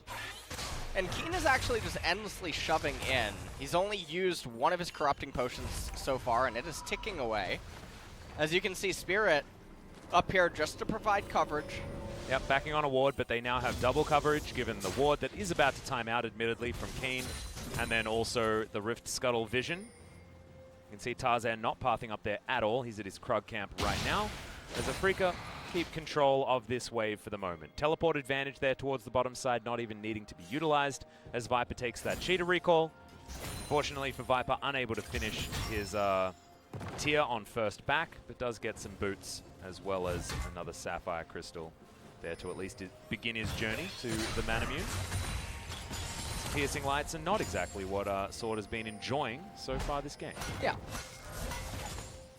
Keen still piling up waves, still intending to shove in. Cloth armor now built by Sword. Yep. And ideally on Ornn, you want to get Bramble Vest as fast as you possibly can against Lucian. It is so powerful, especially against what Lucian tends to like to recall on, either the 900 gold recall for the Vampiric Scepter, or he tries to make it all the way to Bilgewater Cutlass. The item is just really good there. Keen avoiding the Searing Charge, but does have to flash to get out of the way of Tarzan. His position is now known though. Fly taking so much damage there. The Yukal without the Aftershock going to take a little bit more, and in the end, a relatively even trade. Doesn't feel that even though when it's set, and he doesn't have mana, plus has health regen options in his kit. Yep. Also Doran's Blade plus Doran's Shield. Yukal, he can outplay this. Fly, in fact, is outplaying it relatively nicely as well, denying all damage, just with smooth footwork and everything else. Bit of a drive-by from Spirit, but otherwise no harm, no foul. Testing the waters is what's happening here in the early game between Afrika and Griffin. No one really landing a punch, though, just yet.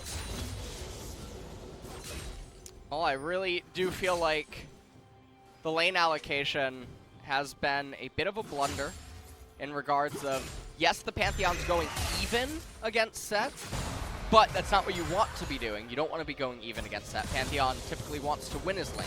Yep. And while Lucian is winning, well, he's winning, but he's not really winning. Ornn only being down 9 or so is not the end of the world for Ornn, especially not against a Lucian. So, Afrika, they made a lot of investments in the draft, and so far, not really finding too much success with it. And that's not very good news, as we're going to transition eventually into the mid game. Now, Keen does have pretty nice freeze. It does look like Sword is going to go into that Bramble Vest. Yeah, looking to build towards that after that initial Ruby Crystal did come in. He's now roaming down towards the mid lane, potentially. Does have level 6 available. The Ram is up. But Fly underneath his turret and can deny a lot of that engage. But now a bit of a fight on multiple fronts here as Fly can man drop to get himself down here. Irove, though, taking way too much damage to start this one off. In he comes, and Fly decimates the Thresh. Everyone on Afrika is here to leash the double kill into the Drake. Easy as you like. And I mean, that's exactly what they need right now. They get 2 kills, they're going to convert it into a Dragon Capture, and it's occurring at such a beautiful time because the lane states are effectively resetting. This is exactly what they needed right now, and so Caster Curse strikes. As per usual. Sword trying to freeze his lane. Yep, standing up there doing not a whole lot of anything, but this is the way you play around a Pantheon as well that's out of position, because he can always be in position if you need him to. Comes right in. Yukal not able to really do anything there. And it was just a really nice collapse by Afrika. They pick themselves up the Ocean Drake. Infernal is spawning second, which means that we're going to roll the dice now on a Mountain Dragon or a Cloud Drake, yeah. Yeah, and both of those dragons for Afrika aren't actually... Cloud feels busted for Afrika. By the way, we actually had an issue solved. We didn't know enough about Cloud Drake Dragon Soul. If your ultimate is a channeled ability, you get all the movement speed afterwards. So it doesn't ruin anything for a lot of those channeled ultimate characters. Not that Afrika are going to have any issues with it, because of course the culling, you can just run around while using it. It will be fantastic to have the extra movement speed with it as well. I actually feel like Cloud Soul with this comp is looking real spicy. Not to mention having explosive cast back off cooldown in what feels like 20 seconds would be really strong, as Fly doesn't quite get the shield up. It does trade back pretty well. And well. Tarzan lying in wait. Yeah. Okay, well. That hook is going to land here from Jelly. The stun, they're holding onto it. Face smash does come in, but the haymaker comes down. Barrels a special delivery from Yukao, but the Dawning Shadow had to be respected, and Fly misses the spear. Tarzan thinking about a re-engage, but I don't think the health bars are quite low enough, and there's a full minion wave here that he still may have to respect. Body slam out of the way of the Sonic Wave. Yeah, I don't fully understand Tarzan's over-patience with a lot of the stuff that he just ended up doing. Sword. Relative to, you know, proximity. But anyway, Sword back to trying to freeze. He's down 28 CS. Starting to get to be a larger discrepancy. Yeah, I guess he still has this CS to eat. So after he eats it all, he's only down 21, which if he can maintain a 20 CS deficit by 100, that's pretty much winning. Or it's, yeah, it's very akin to Poppy, the way that she used to be measured in top lane. Yep. Reminds me of something like a Kale as well. Yeah. Of course, those numbers did change because based there's on no plates kleptomancy and things like that, but yeah, plate situation could be a rough one, and that's what Spirit is trying to get for Keen here. It's like Keen's getting married, you know, and like having that crockery being bought for him.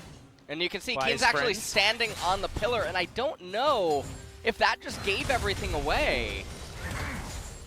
Doesn't have a lot of mana here either, as Keen is going to pull back, but there's the hook, and Keen dives in, easy kill. Just in range of the rocket grab. And that's all too easy. Great roam from Jelly there as well. Yep. Love this Blitzcrank play so far. Sword locked up on Ignite as well. Not going to have TP available. He's going to have to take a long trek back to the top lane. So he's going to miss out on quite a bit. Double S, that Calibrum forcing out a stopwatch from the Thresh. That's what happens when you have the Gravitum, the CC gun, as well as the long range. Jeepers, that's insane. Didn't even use ult.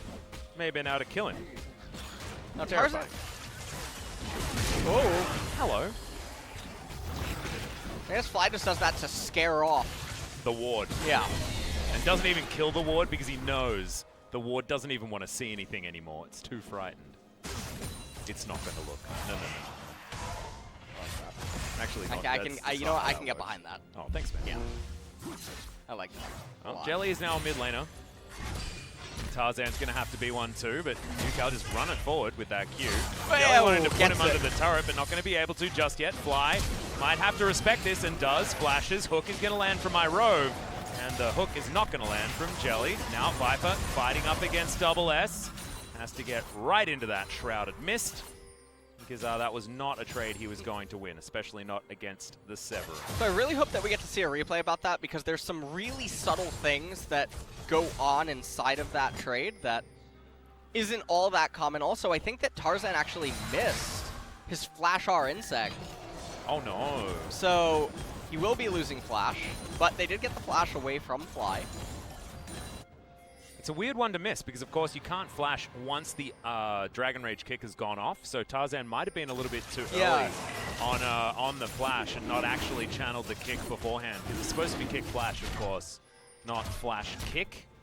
Definitely a mechanical error, yeah. As Afrika now, they're going to pick up their second Infernal, or they're going to pick up their second Drake of the game, and we are going to get Cloud Dragon. I'm excited. Looking forward to this potential Cloud Soul with all of these champions on Afrika's side. And I was going to make a comment earlier about how Mountain would actually be a bad spawn. In the event that Afrika would end up getting to it, getting Mountain Soul, their champions don't really build resistances, so there's not much amplification there. But also, the way that Griffin fights team fights is to actually try to wither you down first, or to look for something like a hook or something really hard CC with a shield just isn't going to matter, because it's pick-based.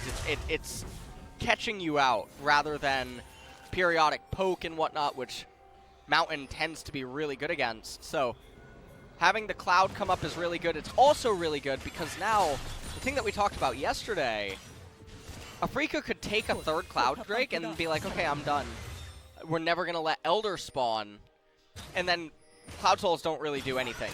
Yeah, and then they can also just choose to fight around Baron for the entire game. Right. And make sure that Griffin has to come to them to try and answer in those scenarios. Do completely understand. As Spirit is on plate delivery service. This is exactly what he promised earlier on. That searing charge was not what you wanted there. The culling flies on through. iRove is going to arrive, but the plates are still going to be delivered over to the Lucian. He's back to it, pushing out this wave. Feels like he can send an entire army up against Keen, but he has his buddies there as well, and everything's okay. Double S doing a good job here against Viper in a solo 1v1 bottom lane. Without plates to get, it'll be a rough one. In comes Fly, and now special delivery of all of the buddies is going to start as Viper uses his flash after his stopwatch and gives Yukal time to arrive here. Keen out of the way of that one. No haymakers this time for the Lucian, and Sword still just hanging out topside, being an Ornn. He's just trying to farm up, and in terms of Ornn items, we're not gonna get the Trinity Force yet again. This is we really knew that though. This is the aftershock set. We shouldn't even be surprised. It's all right. And also, after the set nerf that just came Teleport. in. This is a very aggressive one from Sword. Jelly in position. Ornn coming down. Does nail onto a couple of members, but great CC timing from Jelly to deny the recast. And he can't even searing charge. Afrika punish Sword to no end in that team fight, and will now be able to take the bottom out of turret if they so choose. And the stuff about this is that Griffin doesn't need to be making these extremely aggressive plays like this because they win out by locking a small gold deficit and then just coasting. Fight continuing here as Fly gets kicked back. It's actually going to ruin things there for Tarzan. His own kick. It was very strange that the Q missed. But still, they're going to survive. Just a bit of biffo. But yeah, man, I mean, now I know what to take to a sword fight. I'm going to take Jelly. Oh. That's what I need. I just watched Jelly be the hard counter to Sword. Let's take a look at this. Everything was disengaged. There was no reason to teleport Sword in. And they did it. And also, there's so much disruption for R2 of Ornn that Afrika actually has available if certain champions are in close proximity. So, over-aggression, and then it was a beautiful hook by Jelly that managed to bring Sword right back in. He times his punch so that he guarantees that there's no ram, and then lands the prediction hook. Really good. That's some stunning stuff. Really enjoyed it. Welcome, Jelly. Now I understand why he's here, not Ben. And even Soul having, not Soul anymore. Double S having a pretty good game. 1-0-1 now on the Aphelios. Not necessarily his time to shine just yet. As Keen proceeds back to the top side. Hasn't got any kills yet, which is sad for our carry of the top lane. But he'll get there. Now BF Sword. He's going for 007.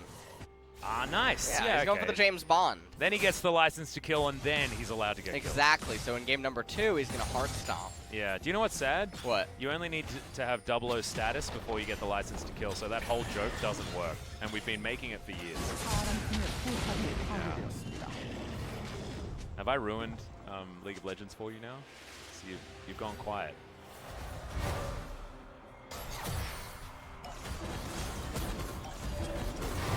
Tarzan flash. I'm back. I'm fine. Okay, good. We reset? Reset. Just to point out as well, we are on perfect game pace here for the Afrika Freaks. Weird, because it doesn't feel necessarily like a perfect game. However, so far, it is slowly but surely got towards that point. 4,000 gold lead, and to be perfectly honest, despite the fact that none of the games in our first series were perfect games, APK had lost by this stage in both of them. And Griffin are not necessarily out of it yet, especially not with a composition like this that does have gears that can change. But now we're 5 minutes away from another soul as iRove getting culled severely. Now Keen's just happily sitting underneath this turret. Okay, now that was a little bit of a move you didn't want to make as the Q misses there from Tarzan, luckily for Keen. See, Keen is champing at the bit right now, trying to get some of these kills. Has a BF sword. Ornn just making work on that turret, though. Well, Double S is going to land the Moonlight Vigil, and now a lot of damage coming down onto Yukal, but he's going to get the Haymaker, fly underneath here, and Spirit unable to get anything done. You've still got Ornn towards the top side, and unfortunately Jelly died to the turret. He didn't know he had aggro. I guess not. That was unforced error, and that is going to deny the perfect game in one fell swoop. Sword destroying it by taking down the turret. Yeah. And then Jelly just dying to a turret himself. As now Griffin looking to start off Shelly just before she despawns. Sorry, this is Shirley. Shelly and Shirley look pretty similar as identical twins. They're, you know what? I think one of the things Riot could do is they could make the first one a little bit more magenta. Okay. Yeah, okay. And then, change the second one. Well, I don't know. I think we need to talk to Shelly and Shirley and just see whether they want to be easily differentiated from one another, because maybe their thing is to go the identical twins that both look the same or they type vibe. Like, sometimes you want the being more individual and otherwise you don't. Oh, the Ignite was still going. Oh, no. That's definitely a Feels Bad Man moment. Yeah, trolled by it. Yeah. Okay, so that's not like a teamwork fail situation. That was a just slight range issue with last tick Ignite issue. The pan on set right now is actually a beautiful spot to freeze. I just want to throw that out there for Antarctica enthusiasts. All right, well, if you are one of those, you're going to have to wait until another game, probably from another region. For another year, to be honest. For a while. Because this is getting well and truly ping-ponged into this outer turret. Fly has some open arms. Going to collect that one for himself. Fire Forge Cape, I believe is what it's called, is what Sword has picked up first. Abyssal Mask will be coming in most likely next, and he's just going to leave the Bramble Vest as is. For the moment, of course, Ornn wants to get towards those first 2 upgraded items as quickly as possible, and Thornmail does not have one of those, so that's why the Abyssal Mask is certainly a worthwhile next choice. 2 items on Keen. He's got his Essence Reaver now completed, and I think it's 3 items that he's really going to start being a complete menace. But Sword by then will have a lot of armor, so it's not going to be as much of an issue as it could be for other champions. Edge of Night done for Viper. That was his second item choice. Often you see Duskblade after the Manamune. It's actually really interesting, by the way. Tarzan went for Merc Treads, but the amount of CC on Afrika, it's mostly all knockups. Yeah, and also the amount of magic damage is quite low as well. It's virtually negligible, especially because Spirit ended up going Ninja Tabi, so he doesn't even have the Sword Pen boots, giving him that 18 magic pen, which I'm a little surprised about. And I think these things considered, Sword going into Abyssal Mask is a little strange. I actually think this is one of those spots where Frozen Heart can be really good as the second item on Ornn. We saw Finn do that in the LEC. Yep.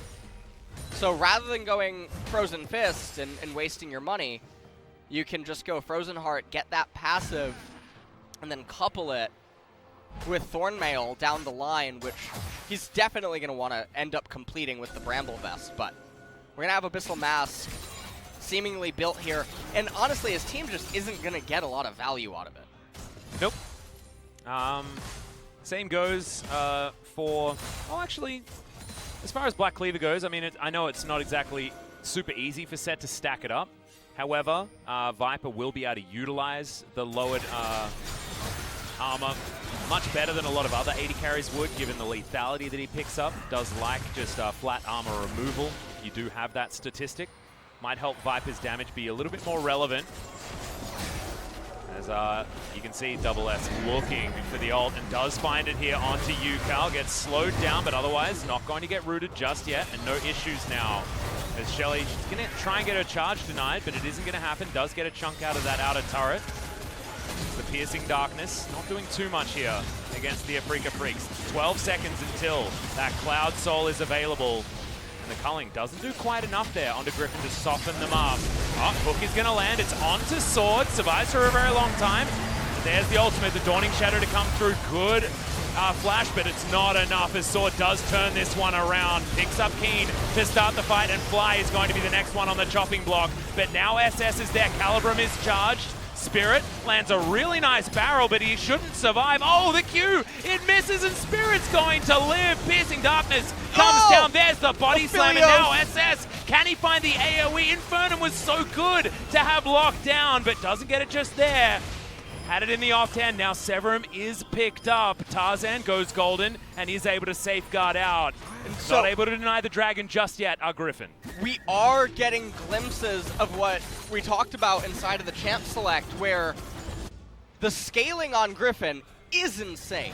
It is a lot stronger than that of Afrika, and Afrika ends up being reduced to Aphelios the longer that the game ends up going, because Gragas, he went for a utility build. He's not doing all that much by himself. And so when the ornaments start coming in, we got the first one online. I don't know if that's the Sunfire Cape upgraded or the Black Saber. We're going to fight. Yeah, hook's going to land onto Yukao. Can he actually get the ultimate off? The Haymaker is in, and now the ult. Oh, it's barely just off cooldown. The Blitzcrank going to be the first to go down, though, and now Fly in position. Are we going to get the showstopper? No, Yukao just holding onto that button. But it is one loss on Afrika's side, and Griffin have now all of a sudden evened out the kills. It feels like the flow of this game has changed drastically in the last 4 minutes. I mean, this is what we talk about all the time, or I try to mention a lot on broadcast, is scaling team compositions. So many things went wrong for Griffin this game.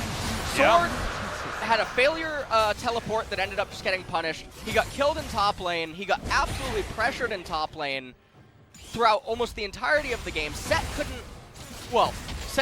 ended up barely living, but fading something. They lost a lot of turret plates, but when the fights start breaking out in mid-game, the items, the champions, they speak for themselves and basically say, hey, we can function off less gold, we're more valuable individually. And so, even in this team fight, Spirit, if he had more damage on him, the Gragas would be able to do a lot more, but Aphelios, he's going to be the one-man army for Afrika the longer this game goes. Starts it off with the hook right here, but then there's just no damage on the side of Afrika, and this is where sinners get punished by saints. Well, I mean, I think Griffin are going almost too far into the Saint category because their composition almost lacks damage, but not here in the mid-game, where Sword is still doing relevant work, especially given the fact that he has the Bramble Vest. Sunfire Cape, fantastic, especially when it's Forge Fire Cape as well at this stage, is actually doing relevant damage here.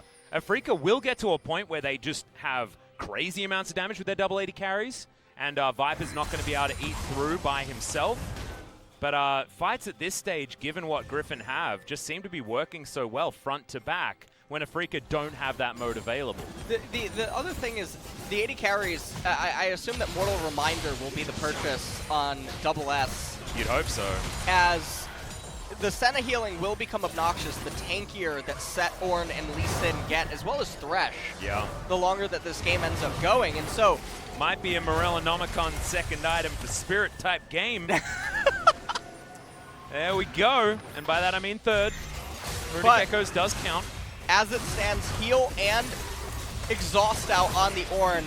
And now Afrika, they're up 2,000 gold, but they are very far behind in this game right now. Yeah, it has certainly taken a turn. And now at 27 minutes, they have to be considering this Baron. Griffin going over. They're clearing out the vision that Afrika have had there for so long. Someone tell Tarzan that Spiritsogen is not in this game anymore. He's at Build-A-Bear Workshop right now with his items. Yeah, I'll have a gander at that when we're back in. Oh yeah, there we go. Okay, he actually just completed second straight item, into GA. GA, okay. All right. You know what? I don't mind it, actually. I'm going to take that back that I just said. All right. I like it. I'm impressed. Yeah, next item is going to be that Black Cleaver. The only argument that you might have is that he might want to ornament one of his items a little bit earlier, and that would have been the argument for the Black Cleaver instead. I don't think there's an Ornn item now for level 14 Ornn to upgrade, which is actually really unfortunate. Oh no. Oh no, Senate when Dustblade of Drakthar, yeah, so you need a Ghost Blade so that the Wraith Blade can come in. This is one of the few things that tilts me more than Morello. What's that? When you have Ornn and don't build his items. That's a bad one. That is definitely a bad one. All you had to do was sign up, and you get something for free. Yeah, he didn't even do that. Sometimes, you know, you're at the cash register and you just don't want to sign up for that thing. You just want to go home. Yeah. And that's, I feel, what they're doing. Oh, man. Well, Spirit wants to save this, but I just don't know whether he's going to be able to. And he's not. Outer turret does fall down. Keen spends a hot minute down towards the bottom side, flies up towards top. They're going for this 1-3-1. But now Griffin, they've got what they wanted, and Afrika were just a little bit too slow. Back comes in, and we've got a pair of Last Whispers. Lord Dominic's was actually what Double S decided to go with here. Maybe relying on Keen to grab the Mortal Reminder, and then Double S can come in with the shutdown kills. That extra % health damage could actually be relevant here for the Aphelios, especially depending on weaponry. Unfortunately here, Atlas, I wish I could go on a tangent about Mortal Reminder versus Lord Dominic's. I know that there's actually a Reddit thread that details everything. It was made by someone months ago. Okay. But I don't personally know it off the top of my head. I think the general consensus is Mortal Reminder tends to outshine it. And in this particular instance, you can understand why he's building it, though. There's so much HP stack on set, on Ornn, and even on Lee Sin. He's going to eventually get that Black Cleaver, and they all do have armor. People probably would liken this to the Morello versus Leandri's argument, but I don't think that it's actually comparable. Well, with Piercing Darkness being so much AoE healing and something that Afrika will want to deny, that is where the argument gets a little bit sticky. As speaking of denial, another Cloud Soul is going to be denied here by the Griffin squad. Keep those ultimates rolling through as quickly as you like. And having the Showstopper and especially the Ornhorn, the Call of the Forge God, really will be important. Afrika clearing out vision, but it feels like they have sort of run out of steam here. Not what we're expecting from Afrika's first showing here in the LCK after their dominance in the Casper Cup tournament, but still not over till it's over, and they still have over a 2,000 gold lead. A lot of damage being built up here by Fly, but he really wants that GA to be done. Doesn't quite have it just yet. And now Keen on the bottom side. This is another mode that Afrika's comp does have, is just opting in for full 1-3-1 and try and pull Griffin around the map and not allow them to have this death ball composition that does really rely on winning a team fight around a major objective in order to get anything done. They can still do this if they can pull Griffin apart. The Lucian eventually trying to get into a spot where he can threaten to shred a turret if Sword is locked out of teleport or something of that nature is definitely a win con. Do not be deceived if you were looking at the gold score at the top and thinking that Afrika are in a commanding position right now. They're definitely not. Griffin are absolutely in the driver's seat, and fights are going to continue to favor them as Viper is allergic to free gold, as he's not building towards another Ornn item. No. Lee Sin will be the next Black Cleaver, and I believe that Irove or Erove will end up getting the redemption for the next ornament. Yep. So at least Sword will have something to upgrade, but Viper certainly sticking to the playbook when it comes to the build path and not trying to change that one up just so that he can get the free stats. Unless he goes for more lethality. I mean, he could theoretically get last item Wraithblade. Yeah. But wouldn't be what I would suggest, because once you have your rapid fire cannon, generally you want to augment that crit with an Infinity Edge. But we'll see. Yeah. Well, I mean, rapid fire is picked up. So Infinity Edge, final item for Senna, it is an ornament. It would be a nice true. pickup. Yeah, of course. So it's actually a little surprising that we didn't have the invert occur, especially because Griffin, the way that they conduct their team fights is by slowly moving up like a catapult and threatening an Ornn engage. And then usually what's going to end up happening is Afrika will be the ones to panic and come into them, and then that'll allow Griffin to basically hold a phalanx, protect the Senna, and allow Ornn and Set to just rip through the front line of Afrika. Well, we've now got double dominance. Keen decided not to get that one either as Jelly misses a hook. It was onto Sword though, and that might have started a fight that they didn't want in that instance. Stone Plate completed on set. Now, as of 10.3, I do believe that a lot of players are looking at this as the go-to build that'll end up becoming more popular, which is just a full-on tank set. Yep. I've spoken about it a bit with a few top laners. Whippo from the LEC, as well as some North American players. We saw Roach actually utilize it well yesterday. We were discussing this before, especially alongside this particular rune choice as well in the Aftershock. Freaka trying to hold on to this this minion wave to allow Keen time to split push bottom side. He does have teleport available as Fly makes his way in. Tarzan down towards the side, but it looks like the wave clear is enough. Spirit plus Double S certainly able to get rid of those, as now this inner turret does have to be defended, and you can see Griffin are opting in for an exit. So Griffin not exactly making leaps and bounds towards victory here, and they are falling further and further behind in gold as this game goes on. Another dragon to come up though, and this could be an opportunity for Griffin to not only threaten in the next 5 minutes another Cloud Soul option for themselves, and another fight for denial of the Afrika Freaks, and they just want to get Afrika into a position where they can do that. It's a pretty good soul. I remember, I think that we talked about this in Kespa Cup, that initially I don't like Cloud Soul inside of like solo queue or environments where the level of play maybe isn't up to par, but I think that the movement speed outshines Mountain in most cases, because it's not so often the enemy team composition is super prone to being vulnerable to Mountain Soul. Ooh. And we're having posturing for this fight, and it's going to be really hard to see Afrika try to win this out. And like you said, you thought maybe Gragas would be the one that would move towards Morello, and he has with the Oblivion Orb. Yeah, he's just not there yet, right? Not for this fight, as Viper getting chunked down by the Culling Keen.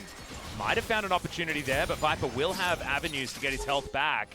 Afrika found themselves a time to get into this Dragon Pit area, as Keen getting off towards the side. The culling nowhere near being completed just yet. As far as that cooldown, we're looking for the Cloud Soul. Ornhorn comes in. It is secured, so we have Cloud Soul for Afrika, but can they win the fight? The answer from Jelly is no, as there's the Dawning Shadow. Lots of damage. Afrika just getting torn apart, obliterated. And now Spirit, once again, the last man standing. Fly down to the GA, but he'll be falling shortly afterwards. That's a clean ace. That's a Griffin team fight, and maybe even the game, or just a Baron. Yeah, and so this is... I think with the way the death timers are right now, they're charging up mid.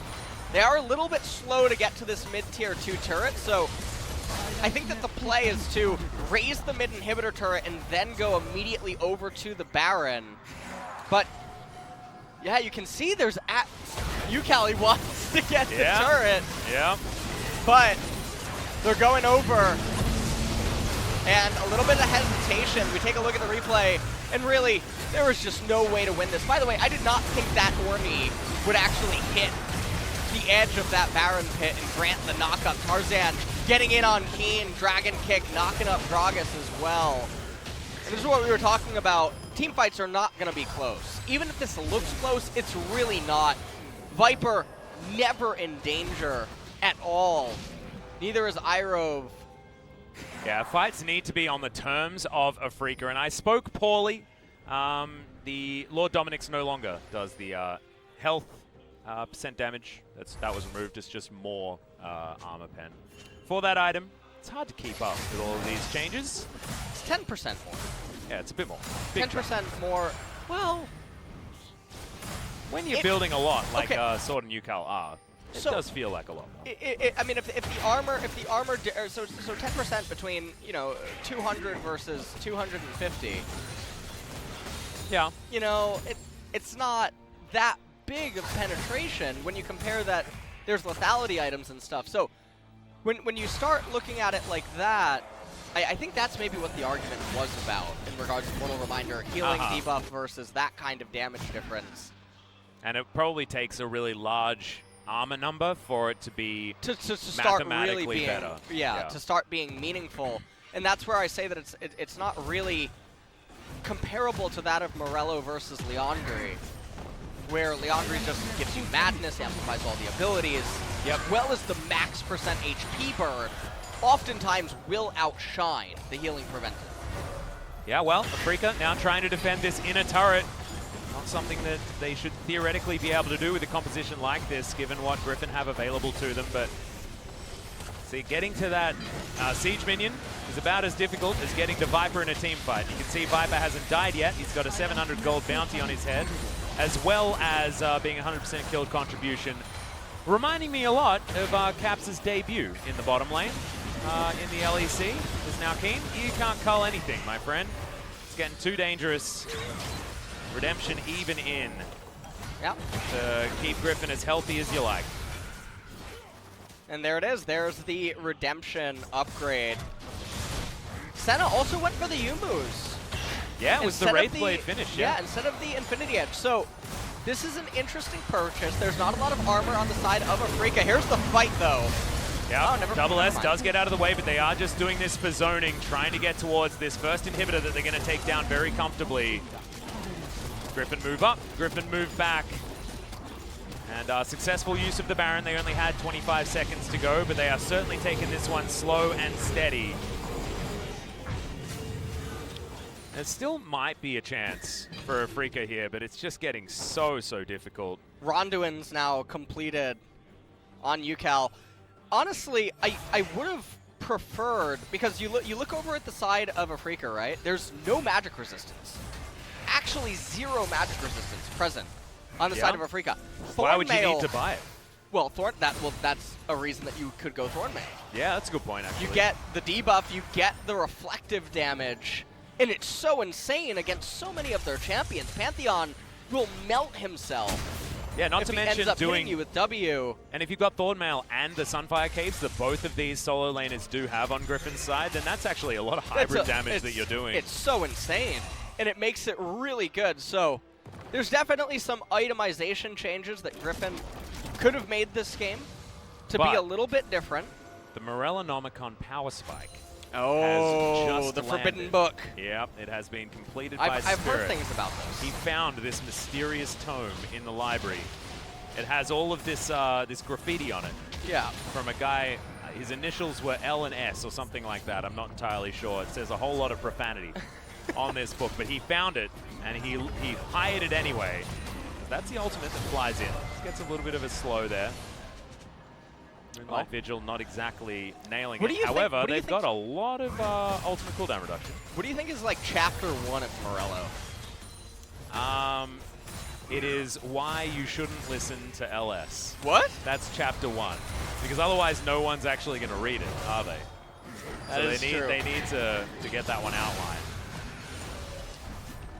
Well, it's making sense. Now, Afrika, they did actually get the Cloud Soul.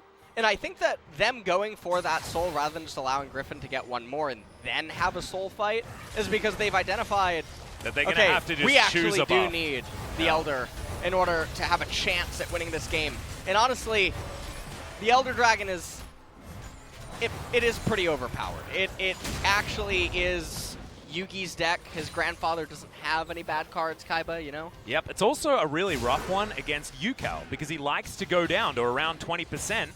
And then use his Haymaker to get that big old shield. Yeah. Not going to be able to do that as comfortably in that instance as now. Facebreaker comes in onto Spirit. Maybe not the priority target, but the Ram goes completely wide. This might be the opportunity for Afrika, but Keen has to flash very early in this fight. The culling now on top of Sword, but he does escape from the set who flew in. Tarzan down to his GA, and Keen is wrapped around to try and take down this Stone Plate Sword, but he's so tanky. It's just ridiculous. Eventually, he falls, and now Double S is there with a lot of damage. They have lost a lot of frontline. However, Afrika still couldn't do enough work to this squad.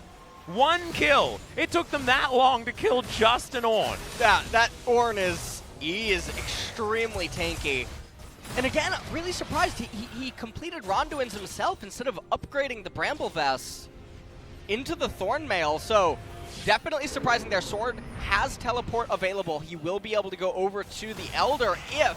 It's 30 seconds, man. Yeah, this Elder is alive. 4 versus 5 is what Griffin are going to have to do here because they cannot lose this bar. They might steal the game, Atlas. if they get this Elder Dragon, they're going to convert it into Baron. Here we go. Yeah, Jelly hooks in Yucal, maybe not a priority, but Tarzan is tanking up this whole culling. Yucal does get rid of the Blitzcrank, but he's going to have to sacrifice himself for it. That's the Dawning Shadow, but it's not going to deter Afrika from taking this Elder Drake. Still, you have Tarzan alive, but not very much. That's the Elder. That's Afrika with a chance of winning this game. Baron's alive, and now Griffin are trying to get over there. Sword arrives, but doesn't arrive anywhere near that Dragon Pit. Oh man, they're not even going to it immediately. I think they were looking to see if Afrika would be greedy, but they're not. Keen ran back to the base. The rest of the members hugging each other as they approach through river. And this is going to mean that Griffin, they don't even get Baron. Yeah, and now Afrika with an Elder Drake. Now it's they're very in the hard driver's for Griffin seat. to get there. Yes, they're like Gohan when he's empowered by Goku fighting Cell. That's exactly what's going on right here. Yucal extremely greedy with that suplex onto Gragas, as the rest of the team is just split up, and that's not how they're supposed to conduct these team fights. And so Orin, even though it takes an eternity to kill him, he still ends up going down. And there are 3 control wards on that lantern as well. They definitely didn't want that clicked. Superplex into the team, but Yucal does not have insane amounts of damage right now. This is actually This is really fun though, because this is late game scaling damage versus late game scaling tanks. Yes. And we're seeing, like, we saw the lull in the carries, but now that we're getting towards 6 items, in fact, Double S does have his 6 items completed. Yeah, 6 item Aphelios. That's a really scary deal. And yes, Sword will take a long time to go down, but if they can get the fights they're looking for, could work out. That is not long range enough. Griffin on the has to Graviton dance. and Moonlight Vigil. They just have to basically avoid a fight for a minute and a half unless Afrika makes a catastrophic mistake. Yeah, camouflage on everyone. You saw Yucal actually use it pretty interestingly in that last engage. Didn't work out for them. However, I do like experimenting with Senna's abilities like that. Now, when you have champions like Aphelios, when you have 6 item Lucian, I don't know why you're not just bursting down the Baron and inviting Griffin. Yeah, they should be 2-manning it right now. They should definitely be 2-manning it. Absolutely, they should. Lucian and Pantheon can 2-man it using Pantheon Z. Yep, they are going to go over and do that now. And here we go. That's a great slow there from Spirit, but I don't know whether it's going to slow them enough. This is looking like it could potentially just be another 50-50. Just do the Baron. Well, Tarzan's in position. They are going to give him a chance to come in and steal, but the barrel doesn't get him over the wall. He's still in the pit. It's down to 600, but Spirit does lock it down, and Tarzan is going to fall.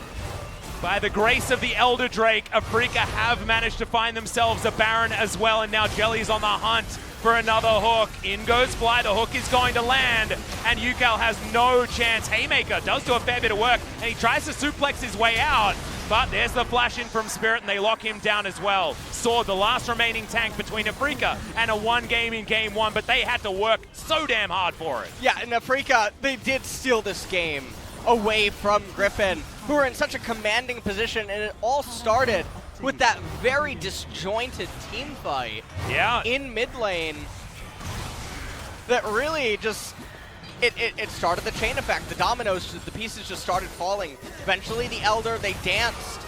Eventually started the Baron. Griffin came over. Hold on, though. Yeah, big hook is going to land onto the Pantheon, but first Nexus turret has been taken down. Keen now with the culling, avoids the hook, and iRogue will have to spend some time on the fountain. This Nexus turret going to go down. Double S just saying that he wants to remove it, and now it's an open base. Man. But the Ornhorn, the Ram is being called, but it misses on its second time of asking, and Afrika escape with their tails between their legs. It's all right, Bill Belichick called. He asked Sword if he ever considered a career in the NFL. Straight between the posts. That was something. So Afrika, they finally commit to just trying to burst it down. Obviously, they're a little afraid about the Baron getting stolen. They should be more excited that Lee Sin's willing to trade his life for it. And so even though it's a 50-50, it's not one that they should be opposed to. You'll kill Lee Sin, turn the fight, and try to end the game. And if you get the Baron, you do get the Baron. But right here, the Elder Dragon has expired. And so, battle of Helm's Deep right here as they're trying to But what Raise happens the on turrets. the night of the third day, LS? Who comes to save this Griffin roster? Who is going to be there? Because so far Gandalf has been absent. Oh no, that's Return of the King, right? The ghosts off the ship. Yeah, that is definitely Return of the King. That's Return of the King. That's So that's like Senna game and 3. Thresh. That's got to be game 3. All right, well, maybe Set will come in from a flank and we can title him Gandalf. Oh, yeah. That would be fine, because Ornn is kind of like Gimli. He is. Well, I mean, Gragas is in the game. So he actually is Gimli. Not anymore. What can Ornn be? Who's another dwarf? Maybe he's like... Did he delve too greedily, too deep? Is he Balin? I don't know. Could it be Balin from the Mines of Moria? Because he has been going very far into these fights. Oh, man. Let us know on Twitter what you think about the Balin call. Balin versus Gimli. Senna versus Lucian. There's actual star-crossed lovers right there. Oh, Lucian found Senna with Thresh willingly in this I know, game. and like Senna's back there, Stockholm Syndrome, well and truly stuck in. Oh, dearie me. It's not what you want to see. 50 souls of gray going on in this game. Oh man, Keen Gray over here. Let's see. Oh, jeez, isn't that an X-Men reference? Yeah, you are popping off. Oh, jeez. That is way too loud. I rove it. Oh, no, you don't. Well, the Elder Drake has spawned. We've got a ward in the back of the pit. SS is just going to start it. Double S, rather, with his Crescendum. Does do a lot of damage to it. Now Fly is in position to try and stop them from getting in here. Spirit can use his barrel to get them out of the way, and the Elder has been taken. Tarzan, not a chance. Down to the GA, but still, technically 5 members still alive. Ornhorn comes in, does land onto the Aphelios, who doesn't find his ultimate, but Keen does. So much damage there with that culling as the barrel is a bit of a fadeaway, but they've got Cloud Soul. May as well just throw out the ultimates willy-nilly as they've got their pick, they've got their Elder Drake. And now Afrika are looking to push right down the front door because it is swinging wide open right now. Yeah, and with the Elder, there is no way this game should be able to slip away from them. He's looking for the Gandalf play. Yeah, Yukal, he's seeing it. He's thinking third day, it is time as the man drop does come in, straight in towards that Nexus. He wants it as Yukal's going to get taken down in the trade, and Fly is even going to survive. Sword by himself, but the Nexus is being focused, and Afrika steal game 1 from a Griffin that found the mid-game team fights that their comp needed, and then couldn't close it out in the end. And so that was a very big roller coaster of a game where even though Afrika got so far ahead, it didn't seem to matter. Well, it didn't matter in the mid game. Griffin were back in control of the game. Yeah. They got the inhibitor. They started getting all the dragons. They were in absolute control. And then one Leroy Jenkins from UCal to start off a fight that was so disjointed allowed Afrika to regain ground. And off the back of it, it happened at such a time in the game that Elder was coming up. And so because of that, they lost the Elder Dragon, which then subsequently lost them the Baron, which then lost them the turrets protecting the Nexus and the inhibitor, and then one more Elder is all that it took, and it's such a really sad way to lose a game. It was very akin to T1 yesterday, mechanically dismantling the opponent off the back of a couple of mistakes. Yeah, stealing it away from Today, Damwon. it was UCal. Yesterday, it was Nuggery. Going in, Leroying on set. I mean, his ultimate, it's pretty fun. It is certainly fun. That probably not the fun version of it in this game, though, because now UCal backstage trying to see what this Griffin roster can do to bring us to another 3-game series, which will mean 3 out of 4 3-game series in our opening matches, which certainly shows how close things are in the LCK at the moment. But damn, Griffin, it felt like they had it, but Afrika styling their way back in. And I think a lot of it comes down to what we were talking about with this damage array that they have, because look at the Aphelios damage this game, 54,000, and so much was on Viper's shoulders to get consistent damage on a champion that doesn't have scaling attack speed. It's really hard. It really is. And also another thing about this game is the Pantheon was pretty much a non-factor. Yeah, in a lot of things. He didn't really do that much. And so Afrika, What's going to happen in game number 2 if Griffin doesn't have such a strong draft edge that can carry them despite the disadvantages they accrue so early on? Because if Afrika gets the better leg of it, I think we're going to see a stomp. Yes, and also Afrika are now on the blue side going into the next game. They can first pick the Ornn, they can flex it as much as they want as well. This could be even more difficult for Griffin, but they need to win if they're going to bring us to a 3-game series and give themselves the opportunity to win their first match here for Spring 2020. Let's see if they can after the break.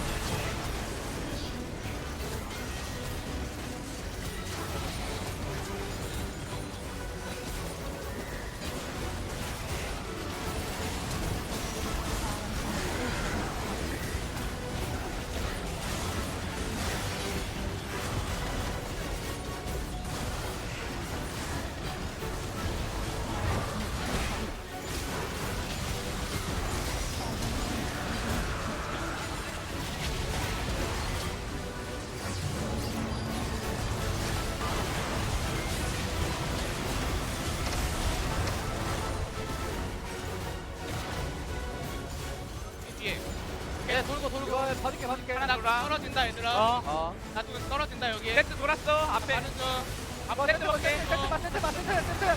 나 괜찮아 잡았어.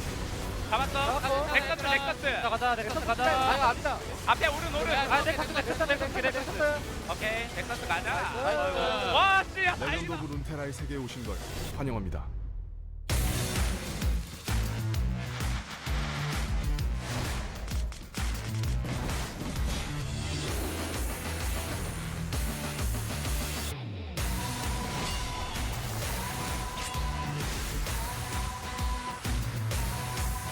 이것은 실력 지상주의 매지컬 세계.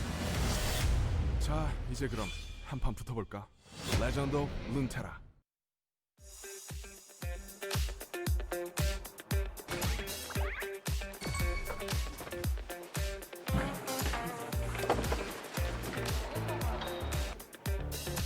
레디, 액션.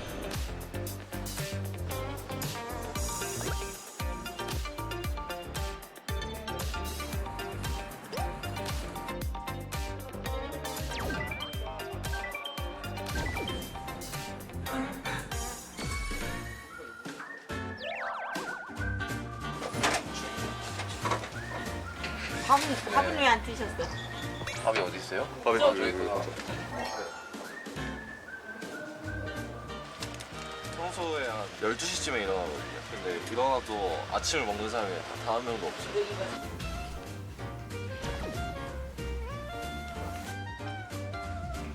딱 이거 다 먹으면 맛있게 될 거니까 더 먹으면 더 그렇게 해가지고.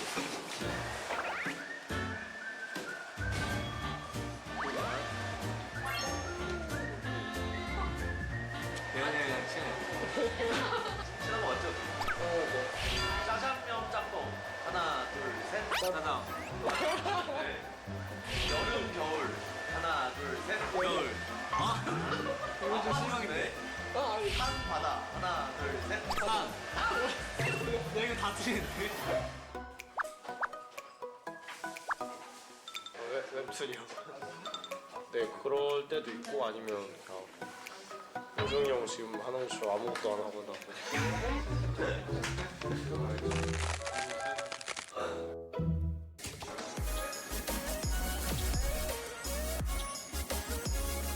평소에 촬영하던 거랑 그냥 똑같이 진지하게 이미 알 것 같아요. 저희 팀원 다 안 껴줘서 서운해요.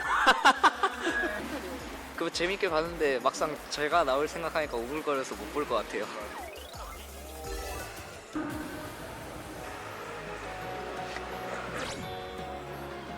어떻게 있어도 멋있게 찍어주시는 것 같아서 잘 찍어주시길 바라면서 열심히는 찍겠습니다. 뭐 그냥 평소에 하던 대로 잘 찍도록 하겠습니다. 시키는 대로 하면 잘 편집해 주시더라고요. 이제 여기서 촬영해 주시는 분들이 하라는 대로 열심히 임무를 수행하려고 합니다.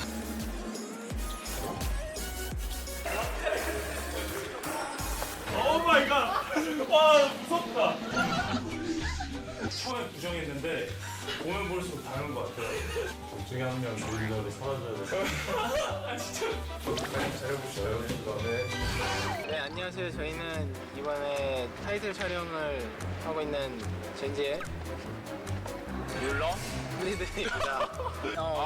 무조건 친하죠. 이거 뭐 질문 자체가 일단 너무 좀 저희를 무시하는 그런 느낌입니다. 별로 그렇게 친한 느낌은 없고 이제 서서히 신뢰가는 단계입니다.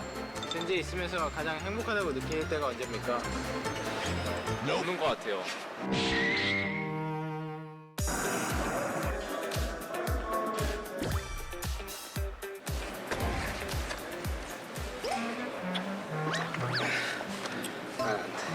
왜안 돼요? 살쪄서요. 하나생명 밥이 너무 맛있게 나와가지고 제가 주체할 수 없어가지고 2kg나 쪄버렸어요. 비시즌이 되면서 이제 할 게 없으니까 운동이라도 열심히 해서 이제 건강 관리라도 해야겠다. 매일 밤마다 다이어트를 새로 하는 사람.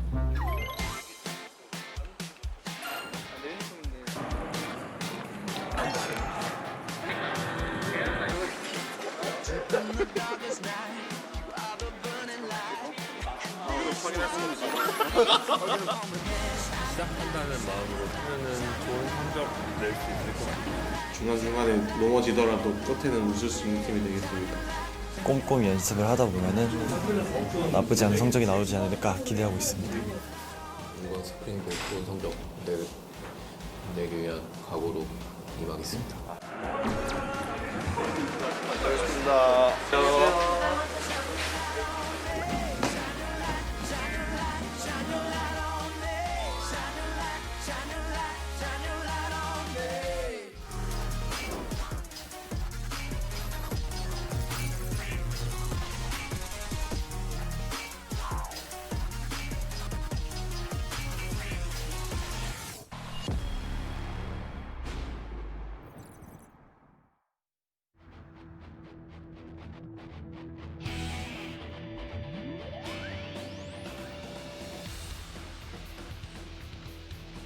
네, 정말 Welcome 길고 to 긴 2020 경기였죠. LCK Spring Match Match 4.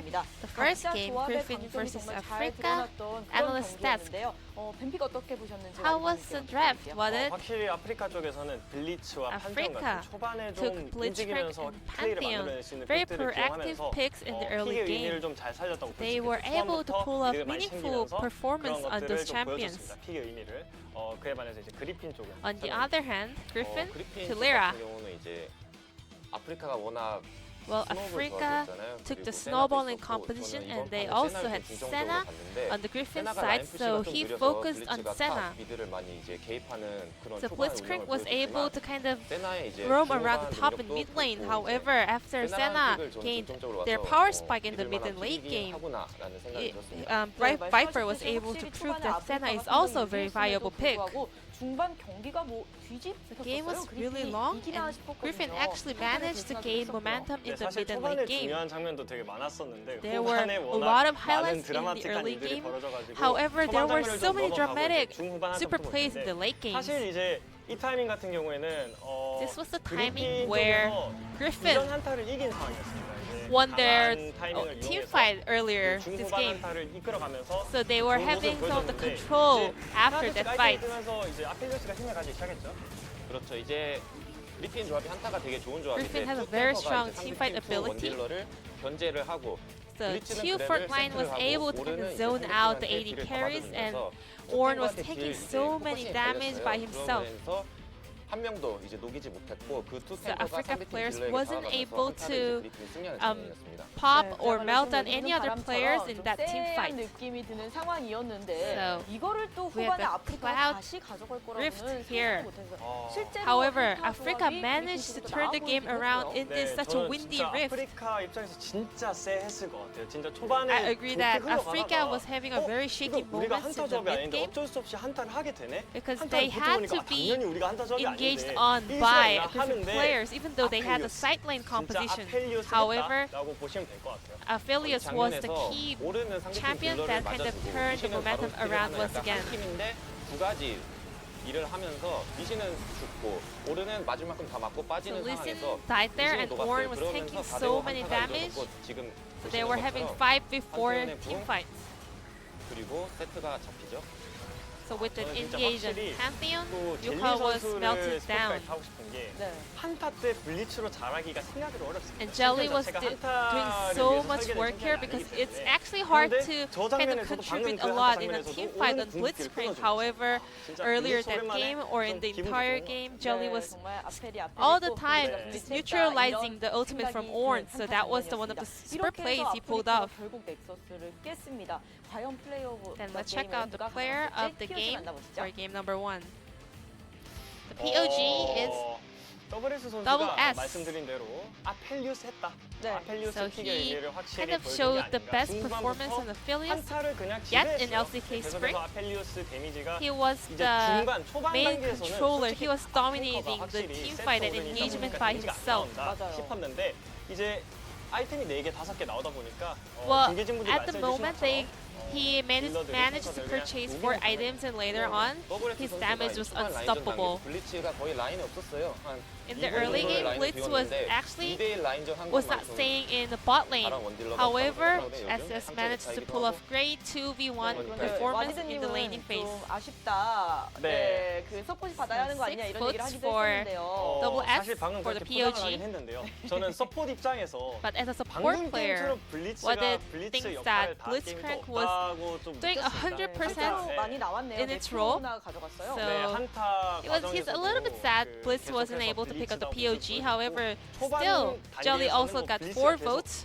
on Blitzcrank in this game. 그래서 사실 좀 아쉬운 그런 마음이 또 한편엔 있지만 그래도 WS However, 선수가 still, Double S, 아펠리우스로 왜 아펠리우스 he 했는가 그걸 showcased 보여줬기 때문에 why Aphelios 그렇게 is the 이렇게 두 peerless 선수가 champion in the current meta. So he agrees with this result. 이게 원딜에게 가야 하나, 서포트에게 가야 하나는 참 I guess 언제나 2 of the 난제인 것 bot 같습니다. laners were 자, doing a 이제 great 다음 work 경기 in game number 1. 만나보도록 So let's 하겠습니다. move on to 현재 game number 연결할게요. 2. Thank you so much, Jisun, for the translation, and welcome to Game 2 of Griffin versus Afrika. This time around, Afrika will be taking up the blue side, and with a certain some blue hair. Yeah, new gentleman. This is not aiming. This is in fact Mystic, but aiming changed his head to blue, and Mystic decided that it looked pretty cool. Hold on. He's going to do the same thing, unless he was the first one to do it and aiming copied. Okay, no. I actually was wondering if he made it blue because he wanted to look like Trunks. No. In New Dragon Ball, there is blue hair, which is some form, and I just looked up it's like if that Super was Saiyan Mystic. 4 or something. I think isn't it's it? God. Or 5 or Super God. Saiyan God. Is Yeah. it God? I think it's Super Saiyan God. How do they get above that? Huh? There is something above Super Saiyan God, I think. Super Saiyan God 2? No, I don't. Now you're making me insecure. But anyways, it's not the blue hair. I thought that Mystic was blue because Mystic Gohan, but Gohan just has black that's hair. true. So Mystic Gohan was one of my favorite I characters. thought maybe for that's sure. why he did the blue hair. Well, him and aiming both with the blue hair at the moment. Of course, But it aiming a must mean former something, AD yeah? carry from the Afrika Freaks. Yeah, I'm not entirely sure. Maybe they just think it's cool. Maybe it's just one of the things that's happening at the moment in the LCK. Mystic, of course, used to have the bright blonde that has since moved away. But people were wondering where Mystic was for the first game, and he was just sitting backstage enjoying himself, getting ready for game number 2. Maybe they've got some blue side Mystic strats to pull out for you guys. Yeah. See what happens. As you can see, I don't believe we have too many swaps on the side of Griffin, so no substitutions there. And we're just going to get straight into the ban and pick for game number 2. And now I'll be surprised if we don't see either an Ornn first pick or an Ornn ban. I would really like to see Afrika pick up the Ornn because Sword he really has been struggling, and also his set. I actually don't want to say negative. I don't want to be very negative here, but his set from solo queue. Yeah. I don't know. Yeah. It's it doesn't feel like a sword champion. It So feels like if he's if he can't get on here, maybe we'll see him actually pick Scion. He might in pick 2020. Scion or Maokai or something of the Yeah. sorts, because I don't think you want to try to fight fire with fire against Keen. Nope. Well, Set is going to be Griffin's banned. Can actually ban Set. So if Afrika open B1 Ornn, Griffin likely would respond to R1, R2, 80 jungle, as Lucian actually will bite the dust, and I think that that's aimed more so at UCal. Yeah, Afrika just not wanting to have that one happen. I wonder whether that's based on something that Keen wants to be picking up here, as Elise is going to be the final ban. Insta-lock on the Rumble. Now, this is a multi-flex. I don't know whether we're going to have some sort of weird flex of Rumble into the support position, which I know Keen has been spamming. Not entirely sure about Jelly, but it has been in that Rumble center lane that you were talking about earlier, LS. Yeah. Backstage. Something that Rumble we could get Senna excited and about. Rumble Soraka. Oh, that is repulsive. Those are the lane matchups right now that Rumble support technically ends up going in. Griffin, they're going to pick up the Ornn. Now, Ornn is actually really weak to Soraka. Oh, no. Because he tries to do the long-range engage, and then Soraka invalidates it, and then throughout the sustained fight, Soraka just laughs. Well, Spirit's going to go back to an old favorite. Jarvan being looked at here, 7 seconds left on the clock. I wouldn't be surprised if Ascena was just locked in here from the Afrika Freaks. They can flex it multiple different ways. One time. Oh, man. Just get it? Because also, the Jarvan Cataclysm perfectly creates the circle for the silence. Hey, true. So they're just dead. They get Cataclysmed, they can't move, they can't flash out, and then the silence roots them in the event that you didn't have enough damage. Yep. And so it's a really, really beautiful combo. Speaking of combos, that's what Afrika are going to go with here. The Rumble not going to be towards the top side because that is most likely the cannon. Unless we're going to see some strange flexibility of the cannon. And so it might indeed be Rumble support. Yeah. Rumble is more popular in the mid lane, is something that Fly is, of course, playing. But it might be that we've got some shenanigans here on the side of Afrika. Tarzan going to run back the Lee Sin, probably one of his worst Lee Sin performances that we've seen. Tarzan is generally very, very tight mechanically, and especially with his pathing and everything like that. So I want to see him have a better one. Yeah. He definitely has been floundering a bit. It's sort of like seeing Thor in between Infinity Wars and Endgame. Oh, you're talking about let himself go, when he Thor? really let himself go. Yeah. It's like walking in on Donkey Kong in the jungle. He's starting to look a lot like Bowser for some reason. Oh no, King K. Rool doing his King K. Rool impression. Like it. No. Trading some support bans here is Rakan taken away first, and then the Leona is going to land herself on the bench also. And if we see a Thresh or a Blitzcrank ban, I think that it could really signify what we've been talking about in the bot lane. Well, Blitzcrank ban here could mean that Afrika want to go towards the center, but LeBlanc is going to be the ban away from UCal. So that's definitely a bit interesting. Well, Viper, what are you going to take up here as our support picks are at a premium? Might just be the Thresh. I really hope that they don't R5 support and not use it to actually counterpick Afrika's team composition. But it looks like with how... Okay. So it is going to be an R4 support pick. If you're joining us, you don't know what B and R means. It just stands for red and blue. Yep. So this is red, 4th pick. For Griffin, it will be the Thresh. And Afrika right now, they are hovering the Blitzcrank. So doesn't seem like we're actually going to get any of those Soraka shenanigans. No, it's going to be the Ashe, Mystic's favorite champion. So glad to see him debuting on that one, as that's a Victor, a champion that Keen has been putting a lot of time in recently. And still, we just don't know where stuff is going. Likely, it's going to be the Rumble support for Jelly. And then, of course, the Jarvan in the jungle. Keen on the cannon on the top side and Fly playing the Victor. The response is a Mordekaiser, likely for Yukal.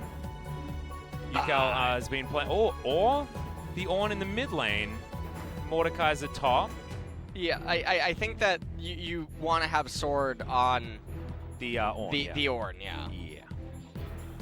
Rather than put Yukal on it. So Mordekaiser is really good. He also normally he comes in, he stifles enemy team compositions. That is what his purpose is whenever people tend to pick him. So in this particular instance, obviously if Kennen goes for a super hard engage or a teammate gets locked up by Jarvan or something, he can do a lot. That was a really late swap. Accidentally It might be sword the swap graphics. with Tarzan. But it might actually be the graphics that are a little bit late. Hopefully that was done by the players before the 20-second mark. But like we were talking about, there is flexibility in the Ornn and the Mordekaiser. But now, Mord is being piloted by Sword, which might put a little bit of doubt into the minds of some of our more knowledgeable LCK fans out there, just based on Sword's playstyle. Kennen, J4, Victor, Ashe, and Rumble. This is a wombo combo like no other. Merc Treads are going to be plentiful on the enemy team. Oh, yeah. And you know what? It's not a traditional mage support, but I'll take it. I will. Yeah. I will take it. So we're getting there. If this is like trainer wheels mage support, I'm really it's excited okay. for the percentage of some pro support players that say, well, if you get hooked, you die, or some other nonsense gibberish like that. You know, I'm not standing for it as we're about to jump into the game. Yeah, here we are, game 2 between Afrika and Griffin. Afrika now on our blue side, deciding to first pick this support Rumble that has been running around solo queue for a little while now. Quite interested to see what Jelly's going to be able to make of it. It was Spirit that was the support Rumble aficionado. So I guess theoretically there could have been some sort of player switch in mind. It's interesting that they actually didn't put Sword on the Ornn, primarily because all that you have to do is move into a different lane. Yeah, move into a different lane and it would be completely fine. It's so interesting that they actually put Yukal in here on mid. I believe that Ornn mid first debuted actually against a Victor. Yeah, in Kesper Cup, and it was Fly that did it. I think Fly had the debut Ornn game. I don't know whether it was against Victor or not, but that was what happened. Well, we'll see what's going to happen here. In terms of team compositions, I actually really like Griffin's. Yeah, Griffin, yet again, has insane amounts of scaling. When the Merc Treads start coming in, the magic resistances are going to really gut the Victor, the Kennen, and the Rumble once the game gets to that point. So we're looking at Merc Treads on Mordekaiser. We're looking at Abyssal Mask on Ornn. And then if Jarvan just goes pure tank, Ornn could actually skip going Sunfire if he wanted to, but this is very akin to game number 1. And Afrika, though, they have a lot more options. Fly chasing Spirit. after Yukal here, level 1. Oh, nice knock-up avoidance there from Yukal, but we'll still take a few autos there from Spirit. Not the end of the world. Still pretty healthy. Yeah, and holds onto his flash the entire time. Level 2 now gained. And Victor with the Gathering Storm, so that's not for a long game. Yeah, that's not what I think of when I think of trying to win early. Biscuit delivery, magical boots, Ashe with the approach velocity, Rumble with the ultimate hunter. Really do like that. I really like what Jelly's doing here, just spamming the harpoons at his opposition. Getting this wave into a position that they want. Oh, Viper in trouble. Is the volley even tagging him? You saw Irove, formerly Cabby, of course, if you guys missed game 1. He has been on Griffin for quite some time in the trainee position, just sitting behind Lehens. This is a lot of control for Afrika on the bottom side. Griffin just grinning and bearing it. Of course, Aphelios is pretty terrible as far as level 1 is concerned, so you'd expect something like this to happen in the laning phase, but still. A good sign for Mystic, who's on his debut game here back in the LCK since, I think, what was it, 2014, when he was on Jin Air? Yeah. Mountain Dragon, the first one of the game that'll be coming up. They just can't move past the minions, even if Tarzan is here to gank. As, that was a really cute little resonating strike, but Spirit's still doing a hell of a lot of damage there. It's always just really strange when there's mage supports in bot lane. The enemy tank supports just tend to not be able to play. Yeah. And when your argument surrounds, well, if they get hooked, they die. Yeah, well, what do you think mid laners do? Well, Jelly doesn't look like he's too worried about it. He's just running You just up play to around these it. guys. That's literally, that's not an argument. Of course, if they get hooked, they die. What? Well, I'm a little bit surprised as to why not more of them have been picked, but I think a lot of people are. All right, we're gonna have a look at Tarzan in his jungle. Oh. He's had some button issues, has good old Tarzan today. So, interestingly enough, one of the most common keys in the Korean alphabet is actually located on the D key, but Tarzan's on F. So I don't know, because that's the Leal, which is the R and L. Yeah. So it's not even like I could say that he's typing, because if you want to type ward, or you want to type something of that nature, you'd actually hit D first. So sometimes if you get to hit enter with the Korean alphabet enabled, and you try to type ward, or you try to ask something that's very common with that Korean character, it's located on the button D. And so I don't know, that's the only thing I can think about. Well, it's perplexing. Tarzan certainly playing with jitters in game 1. It looks like they're continuing here in game number 2. Pretty unfortunate for such a storied jungler. 2019 and 2018 was certainly fantastic years for Tarzan, and this is only game 1 of the LCK. Obviously some jitters to get out before getting in. That's a flash play though. Instantly the exhaust comes in. Mystic level-headed, holds onto the flash for a long time. Hook goes wide as they're trying to take down Iroh. They will be able to get it. Yukal gets down here, 200 health. Onto Mystic, flash forward from Yukal. Slow from the volley though, and the Ornn can't catch up. He's waiting for the searing charge and will get it. Got it. The last auto attack does come in, and Viper, sub 100 health. The flash from Jelly is going to get the knock up. Yukal, a lot of health. Isn't going to continue under the turret because he knows the Harpoons can chase him down. And 1 for 1 though, pretty good for Afrika. 1 for 1 is really good for Afrika. Lee Sin having to take up, and you know, honestly, is not that mad about it. No junglers are. Having to absorb some solo lane XP. Oh no. Woe is me. Tarzan's thinking. You know that is the Dave Chappelle image? You got any more of those? Yeah. Those lane minions? You got any more of them lane minions, man? That's exactly what he's thinking right now. That was actually a conversation with OnFleek after our first series where he's like talking about the fact that his laners have been giving him some of that And jungle XP sticks, man. Yeah. It really does. It doesn't go anywhere. So we take a look at this, and interestingly enough, the mage support did get hooked, and then they turned it around because of the insane amount of damage. So that was an interesting thing that just happened there. So. And Jelly might have actually been able to kill Viper there if he had suicide. If they wanted to trade flashes. Yeah, they wanted to not actually do that. Viper holds on to his flash in the end.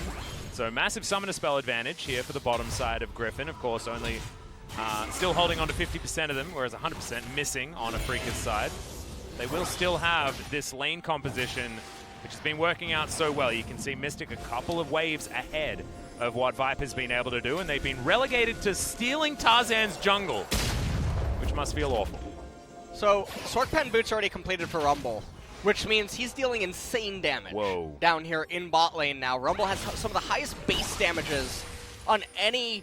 And Viper, like we talk about all the time, really low MR. Yes, Viper on the Aphelios, really low magic resistance right now. So, the thing that I've been talking about since preseason changes is that all of the changes that occurred to the support items favor mages, because they get to their items a lot faster. They're free to build into Leandries, or they're free to build in to Oblivion Orb, and they come online. And the other thing about them is that, unlike the tank supports that you slap a stone plate on them and they're done, these champions keep getting more and more utility, more and more damage. They actually keep scaling. Teleport coming in, Spirit's going to wait for Yukal to walk over to him, gets the knock-up, Gravity Field is there. Keen just presses the R button for fun as now Mystic, he's going to get taken down, so a trade of 1 for 1. isn't too bad here for Griffin. Not sure what Mystic thought he was going to be able to do there, just wandering up the river, but does get caught out of position after Sword's teleport.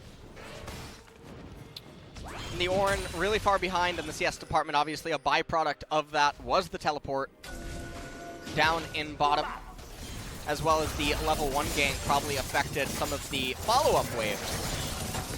And the Mordekaiser also not doing so hot up there in the top lane. He's got that Vladimir build going on. Yeah, doing his best Vladimir impression. Yeah. Likely to build that one into a Proto Belt and a Zhonya's or a Nash's Tooth with the Fiendish Codex. No, I actually really wonder... Well, I mean, we take a look at the replay here. So Ucal gets knocked up, and then he gets locked up inside of the gravity field. Keen was coming in anyway off of the teleport. Yeah. It just doesn't really matter. Mystic did end up going down. Afrika, they're going to get the Mountain Dragon, and that's actually bad news bears for Griffin. They have a lot of champions that would have liked the resistances, especially when you're facing an all-in comp. Even though Mountain Dragon's pretty pitiful early on, it's not when you have some tanks on the team. Spirit's going to cancel his back. Irove gets there, clears out the vision that's in the vicinity. And Ucal going to watch this plate just go begging by the looks of things. Fly looking for a blue buff. He's going to wait for his J4 to come down and secure that one for him. Mystic's still ahead in the farm, but Viper, based on that one death that Mystic was subject of in the river, has been able to pull himself back. So nicely done here from Viper, and is now holding the wave in safety. It's interesting. It feels like support difference has been pretty in effect here between Afrika and Griffin. Jelly showing some real prowess that he seems to have developed during the off-season. Well, not the player that I was expecting to talk about all that much on Afrika's side, but very happy to.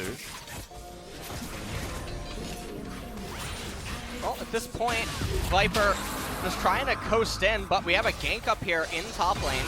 Yep, Deathrum comes down. There's the Obliterate, going to land there onto Kane, as he does have the Maelstrom, and flashes immediately afterwards. Tarzan not going to be able to get any sort of kickback. This is definitely not really a King of the Jungle mode, you know? No, not really, as Tarzan is going to immediately demonstrate exactly your point. Yeah. He, you know what? He almost looks impaled by the J4 flag.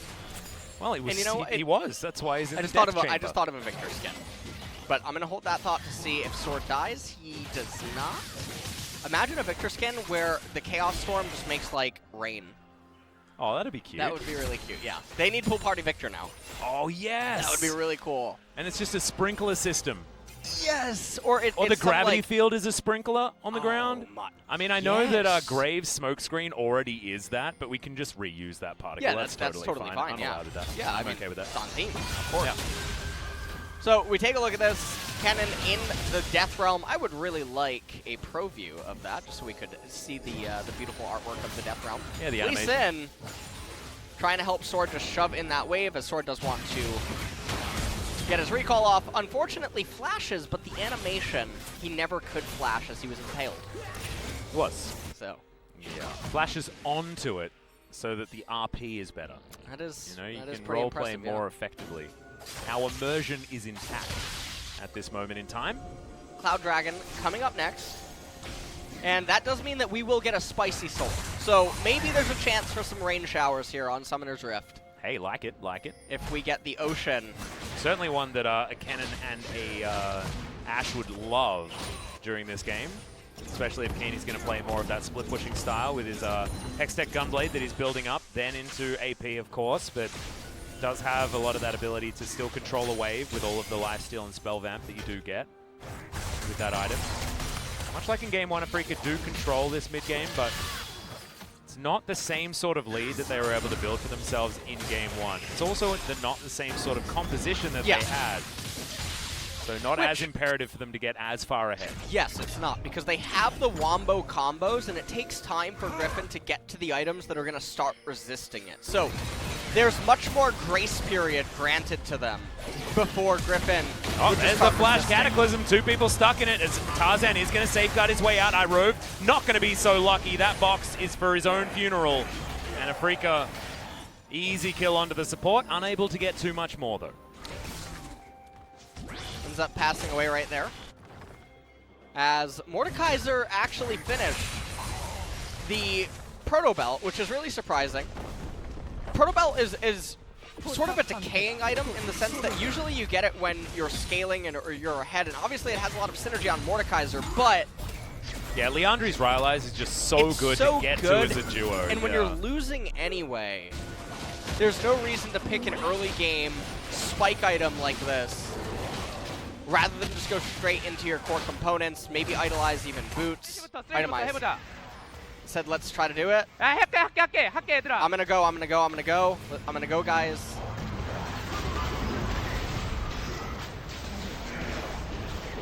I said nice. Please give me Rift Scuttle. No, I think he said flash. He said okay, I think he said like I flash too. Is that what he said? Maybe. They could have pressed tab to know that one. Me no flash, no wall. Okay. Yeah. Well, if his team was watching, they would know that. If they had a press tab, they'd know that as well. But good of Keen to make sure all of the information is available in audio. And if anyone's playing the podcast version of League of Legends, they're going to be absolutely fine. Hog. There we go. Yet another podcast plug to be thrown in. Being pretty shameless, but you know we're pretty excited about it. I mean, they don't call me last sellout for nothing. You know, that's how it works around here. Yeah. Large sellout. Yeah.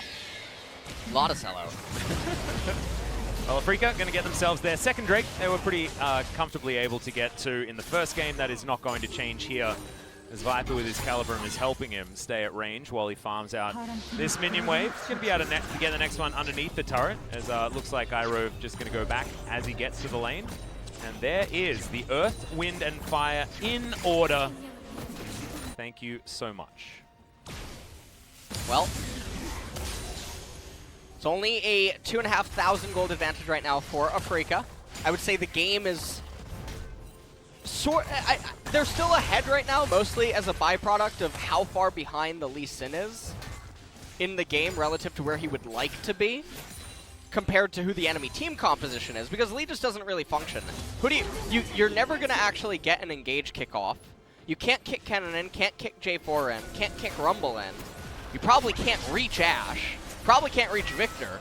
Yeah. And even if you do, the rest of the teammates are just going to pull the trigger. So Lee Sin is a non-factor at this point in time. Sunfire Cape going to be the next orange item to be completed, eventually turned into an ornament. But when the Infernal Dragon spawns, Afrika should still be in the driver's seat. And then that's going to threaten an Infernal Soul, which is truly game-ending.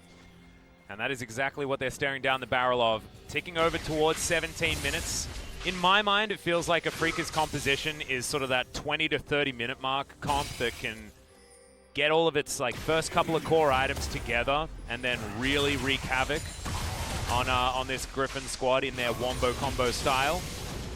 Of course, Griffin, once they get a few items under their belt though, their composition is very sort of standard front to back. Late game scaling AD carry, late game scaling tank. Sword with his ability to put the jungler in the death realm during any sort of large objective fight. Or Kennen, if Kennen tries to engage. Yeah, that's true. The he just says, slicing "You're coming maelstrom with me." is more difficult to make work. QSSs will need to be picked up, and I imagine Spirit might even want to do so as well. He wants to get towards his Stoneplate second as he's going to tank Jarvan.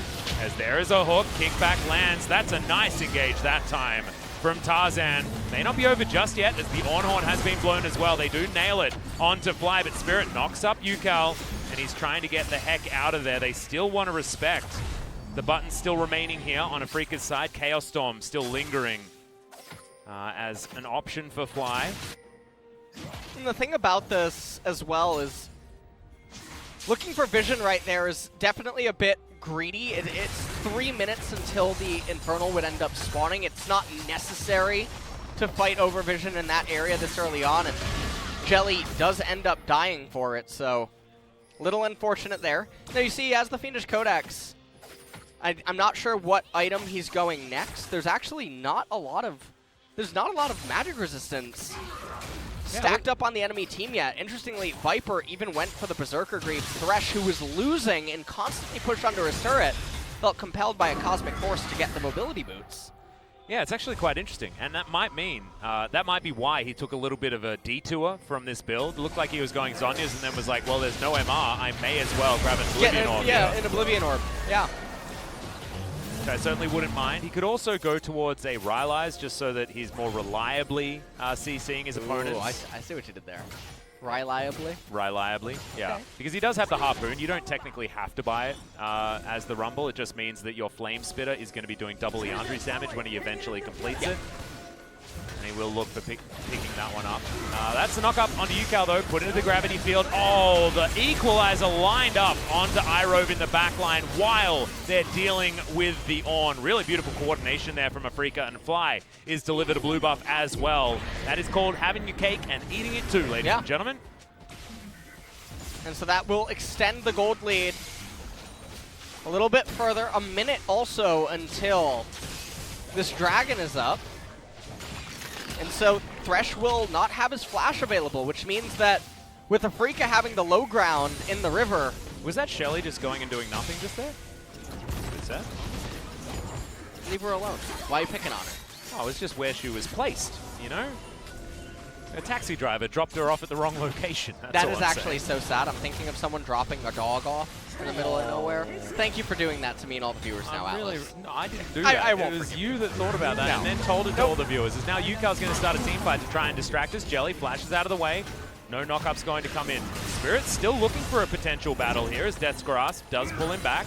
He's a very tanky boy. Can't really find his way in. And flanking Ashe. This is definitely going to be... Whoa, Spirit's going a little too far in. They're looking for a good equalizer. They need to control the low ground here. This is not like Revenge of the Sith. Yeah. Normally you don't want to be controlling the low ground.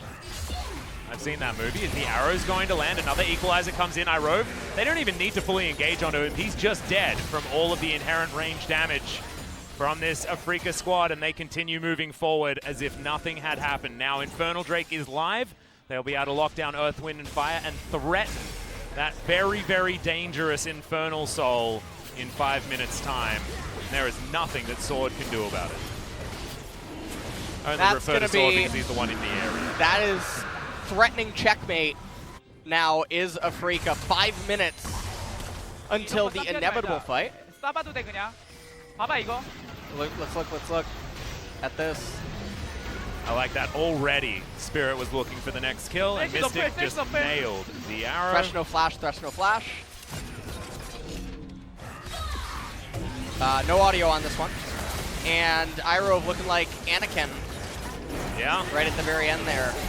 Spoilers. Sometimes you just have the better position. And, yeah. Afrika just looking like a team full of Ewan McGregors right now. Oh my god. Is that a Void Staff second?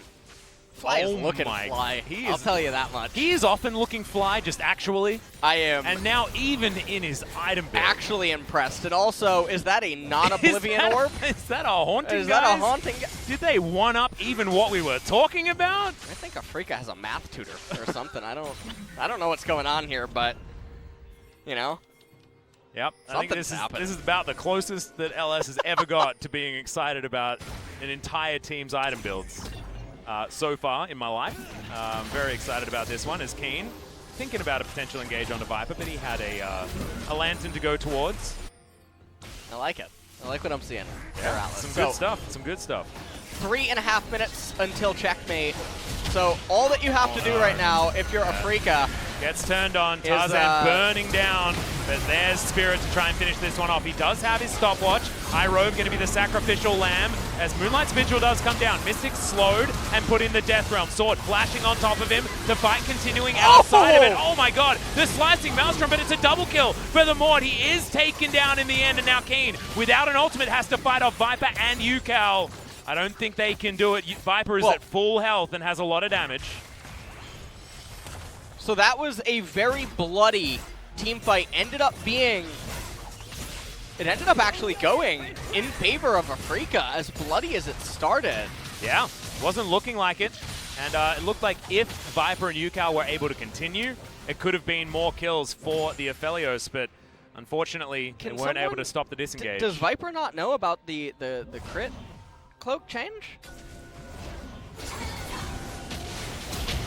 I'm just gonna pause on that one for a second as the equalizer coming out. Garvin comes from behind with the Cataclysm. Iroh trying to lock him up. Victor in the middle of an Ornn ultimate allows Tarzan to actually get back in there with some of the damage, but Fly lights him up with the Death Ray. Mordekaiser turns his attention to him, but not before the Chaos Storm meets the Slicing Maelstrom, and that is what we call the Twisting Nether. That's the Venn diagram right at the end. Just sitting there looking pretty. So the first ornament does come in. It's the Infinity Edge. Yeah. Mystic does have QSS now, so that play is now impossible for Griffin to pull off. Mystic will always be able to stand at the back of his team and actually get that consistent damage off. This Rumble is actually really strong, by the way. His base damage is at level 10. As soon as Leandres comes in, yeah, you ain't going to be able to ignore this guy. Yeah, he is about to complete Leandres, and that'll bring him to basically 1.5 core items, which realistically, it's putting him on par with Victor when you think about how much damage this Rumble does in the champion. Oh, Arrow lands onto Viper. He has to cleanse instantly to get out of it, but it's still going to do enough damage and create enough space to lock down that outer turret. I have missed watching Mystic play Ashe, by the way. It just makes me happy all over. What about when Mystic plays Ezreal and he uses Mystic shots? It's not as fun because he is the Ashe guy. Okay. And we lost Prey, and so now we've got Mystic back. We had to bring Mystic back because Prey was our Ashe guy, and we needed another Ashe guy. Anymore. I'm kidding. Oh, thanks, man. Right. It would have made our job really difficult. Yeah.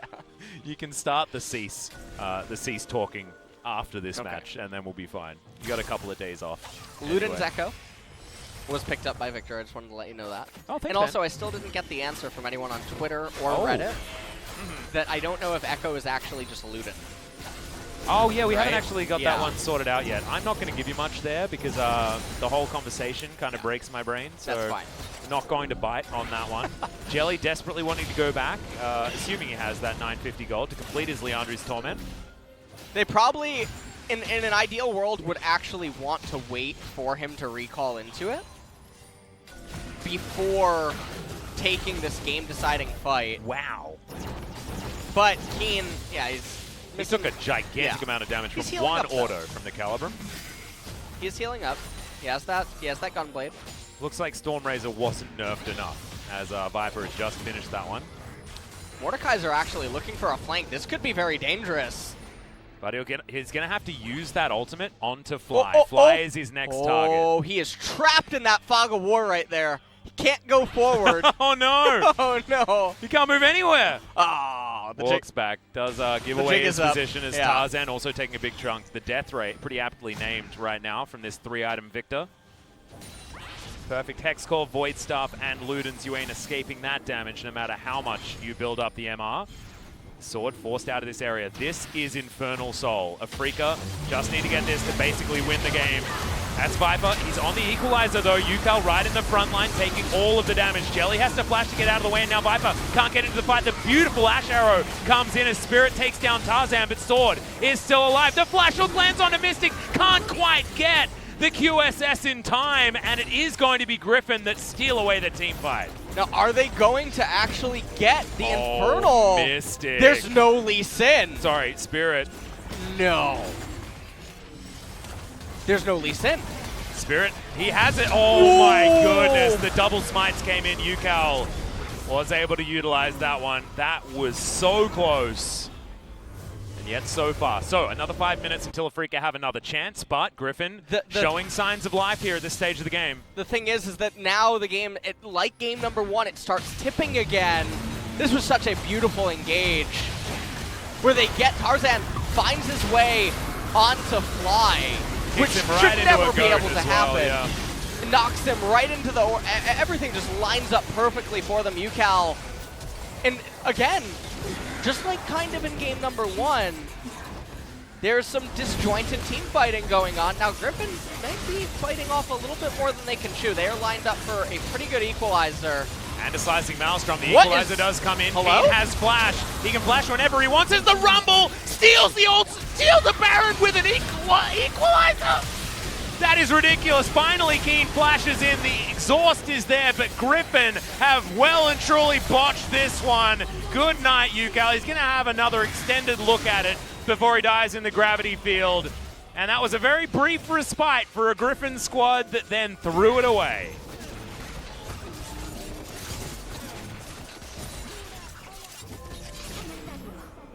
Yeah. Yeah. Yeah. Yeah. Yep. Yes. That equalizer just picked up the Baron. See. A tick of equalizer. Yeah. In an uncontested Baron pit. I wish that he had Leandri's already, so I could falsely, well, not falsely maybe, but yeah, you know, you just bolster our love for exactly, Leandri's. exactly. Yeah. You are the Leandri's salesperson. You're not haunting guys. I really am. Stocks have been up lately. I'll tell you that much. But we take a look at this, and honestly, I'm really surprised at how hesitant Afrika was to go in. Tarzan smited it to 3 health, and then Equalizer stole it. That's really, really sad. Slicing Maelstrom goes in. Kennen does get exhausted. And with the Baron, I'm really trying to wrap my head around it. Yep. Jelly, we're going to get the Jelly Pro view. I got Baron. I ate Baron. They said, Jelly said, you don't have to do this, you don't have to do this, but then as soon as Keen goes in, he says, okay, let's go. Yep. So is 3 HP Baron the new 2 HP Baron? Because that is basically the same situation that Score found himself in when there was one fateful cannon barrage. There was almost, I believe this was in a coach stream. I hope my memory serves me right. As hold on, we got a very... We've got a Death Realm here on to Fly. Does get himself the shield as Sword eventually takes that one down. The Ram comes in. Sword actually carrying this fight from the back line, but Mystic now able to take him down. Eventually falls at the hands of Yukal as Spirit's going to go down as well. Tarzan chasing after Jelly, and they should be able to secure this one as Keen says, nope, he's out of there. So that was a whole lot of Baron buffs that just got eradicated. So a bit of a gentleman's handshake to say, well, sorry about that, Baron. Is really inting some of these really key moments. Well, he better sell something and get a QSS. That's all I'm saying. I think... Let's take a look at this. So he walks up for poke that serves no purpose at this point in time because their only objective is to stack both waves, then get the turret. Gets locked up into the Death Realm, doesn't have a Zanyas, doesn't have a QSS. Keen obviously can't do anything from this angle. And this is just like the Infernal Dragon, where Fly is just out of position relative to where he should be standing. Against this enemy team composition, ends up getting smacked for it yet again. And so, again, impatient. The state of the game is going to favor Griffin, but impressively enough, yet again, no ornaments. Oh no. On the side of they seem to be allergic to free gold. And Sword's building a Randuin's now as well. So QSS completed though for Victor. Yeah, Victor's got the QSS. There's no Leandri's on Sword, so I'm not a big fan. But there is a redemption, so Irove can get his item ornamented. 22 but seconds. You probably want it on your top laner as there it is, Call of the Forge God. Can he land it on the Mystic? The answer is no. Is now Keen going to get exhausted and taken down. That is not the Keen play that we were expecting this game. Can Afrika actually salvage this? It looks like Noah's the double kill comes in for the Aphelios. The Chaos Storm doing so much work as Yukal trying to soak it as best he can, but the Death Ray doesn't get that work done. Mystic off to the side is untouched. Trying to take down 5 members as Sword, the kiting! Can he actually do it here as Fly on his own gravity field? The hook lands, but he has the QSS. Death Ray comes back. Double kill for the Victor. Oh, he kites it! Mystic secures the kill in the end now. Viper's trying to be the god, but he's going to go down. Irove the ace for Mystic. Welcome to the LCK. We're glad to have you here. You know what? That just gave me vibes of the old days of Jin and Victor doing the 2v5s. Oh, yeah. When they were both super busted champions. That just gave me goosebumps back to that era. As we take a look at this, Mystic, he jukes the Ornn ultimate. This was a 5v4, by the way. Keen was not here. He got deleted at the very beginning. Viper misses the Aphelios ultimate. Yukal tries to run around for a while. Fly uses the QSS, gets hit by Tarzan, eventually in this narrow corridor. Sword going for the play that wasn't necessary. They could have backed off, they could have taken the Infernal Dragon. Mystic deciding that it was now or never to probably save this game, keeps going forward. The healing, where's Morello when you need it? Well, not on the Randuin's Mordekaiser, I tell you that much. As damn, that is why you invite Let's this go guy Dragon, to let's your go team. Dragon. Let's look for Baron. This is Infernal Soul now, guys. That was the game-winning play, and it was on the back of Mystic. Really stunning stuff. And yeah, that was a 2 versus 5. I don't know what you're talking about. Do not screenshot this and tweet it at me with mage support in quotation marks, okay? I don't want to hear it. Okay, I don't want to. Oh no. Yeah, what about best top laner in the world as well? The old 401 cannon dying in one exhaust rotation or something. Yeah, that's a Keck W moment. Yeah, that's a... Any truers? Yeah. There's plenty of truers in this chat, I tell you that much, my friend. As Keen's in the Death Realm now, Death's Grasp also going to work out, obliterates the cannon, but just looks like he doesn't have the damage, and that's because he hasn't built any damage. Out of the Death Realm now, as Keen, Slicing Maelstrom is going to be used, spots that Tarzan was coming in, and now has a minion wave to play around. His Hextech Gunblade is doing some work here as he gets kicked to safety. Oh, this is not Tarzan's day as he dodges the ram, dodges the hook. The Q is going to land, and Tarzan gets a little bit of respite towards the end there, but in the meantime, the Baron was taken by the Afrika Freaks. But this is, again, is another instance, and I really hope that's a Void Staff coming in for Keen, because he's really going to need it. There's so much magic resistance on the enemy team, and so it's really unfortunate. Now, Afrika needs to be really careful here. They have the Infernal Soul. You don't need to rush things or anything. Just play it safe, wait for Keen to get up, wait for Void Staff to come in, wait for Rabadon's Death Cap on Fly, because he's been sitting on the QSS Needlessly Large Rod for about 6 minutes.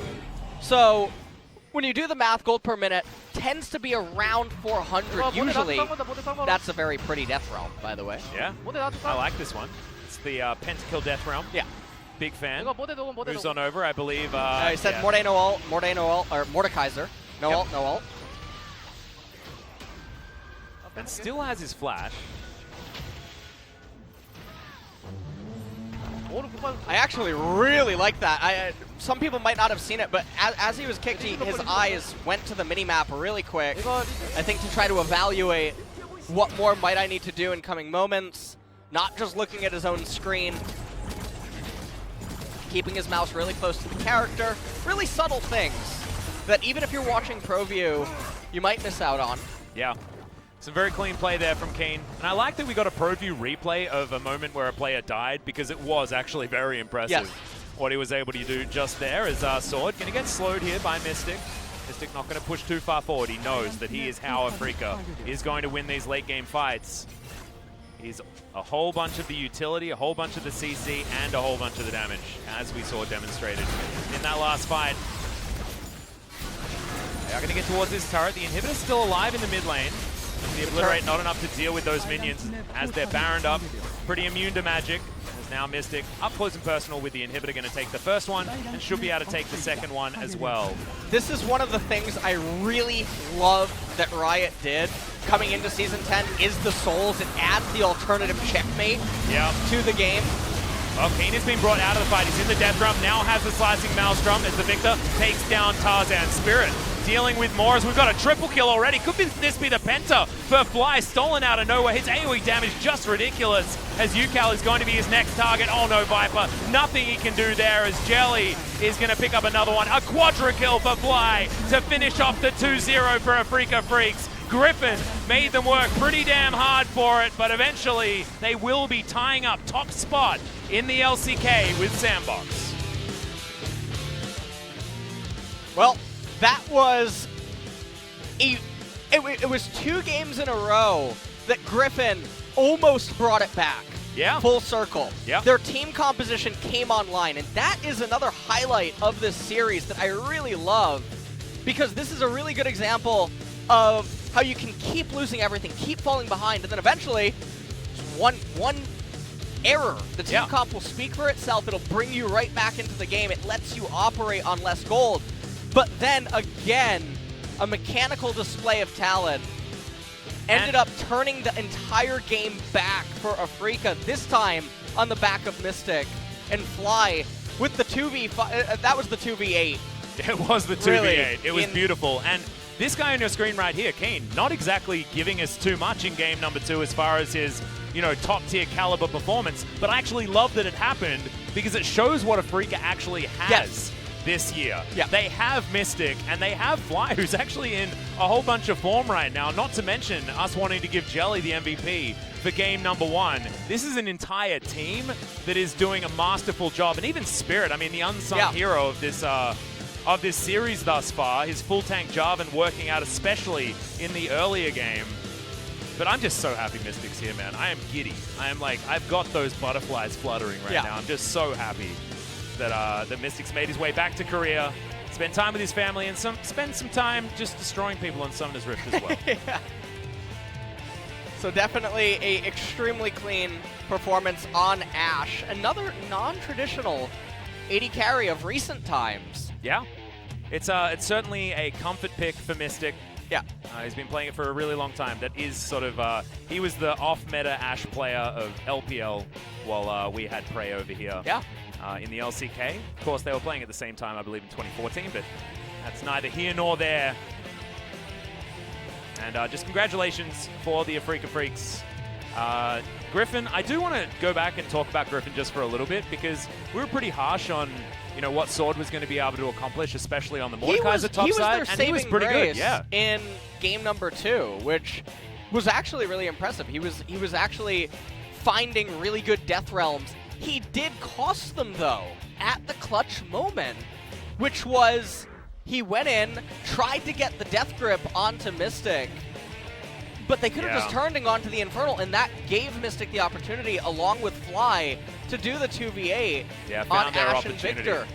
That was largely, I'd probably give that to Mystic and Fly outplaying the situation rather than that being a huge mistake necessarily. For Sword, so shout-outs to him. His Mordekaiser was actually pretty decent against what felt like a, you know, a tier 2 version of Keen's Cannon. She got the Quadra kill there, right? That was a triple. It wasn't the Quadra? Yeah, triple at that stage, and then Fly got the Quadra towards no ode the to end. Jhin. Yeah, no ode to Jhin right We can't there. do that. Yeah. But taking a look at the replays, this is where the game fell apart. And the problem is that Afrika, they can't just immediately start the Dragon either, because the team composition from Griffin is actually strong. And so all that Griffin has to do is keep dancing, because they can function on less gold.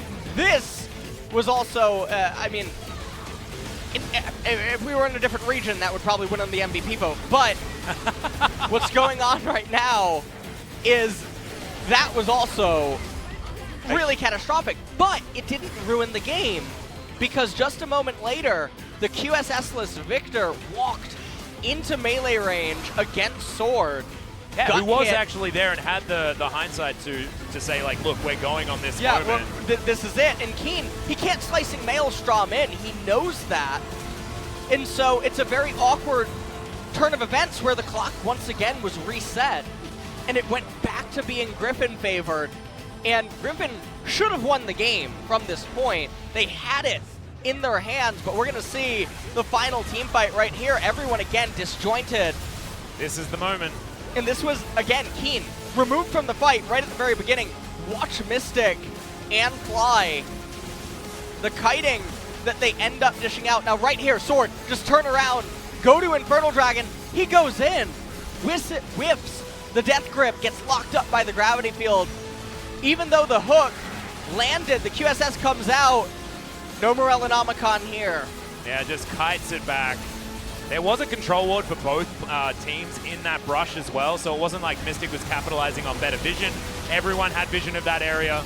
This was just mopping up after what was the game-winning team fight that you just witnessed. The hands of Fly and Mystic. Fly getting the Quadra kill on the back of it, as Viper getting completely obliterated. Really happy to see the debut of the support Rumble as well from Jelly. showing that Afrika certainly still have a whole lot of strings to their bow, and it's not necessarily just Fly and Spirit that pull out the crazy stuff. Jelly has some of their technologies that have worn off as well. And he did 14k damage, which ain't too bad at all. Out damaging almost 4 members of Griffin's side. Sword just getting over the line there. And Viper feeling like he's a little bit of a one-man army, but that is how Viper's going to feel if Griffin keep drafting these style of low damage elsewhere, high amount of tankiness compositions, relying on him to get everything done. And honestly, he could in this game. More mage supports. Gonna need him. Please. Gonna need him. I want to see it. I want to see the Zyra come back. So anyone that can use a Leandries is great. They're all viable. Yeah. And there it is.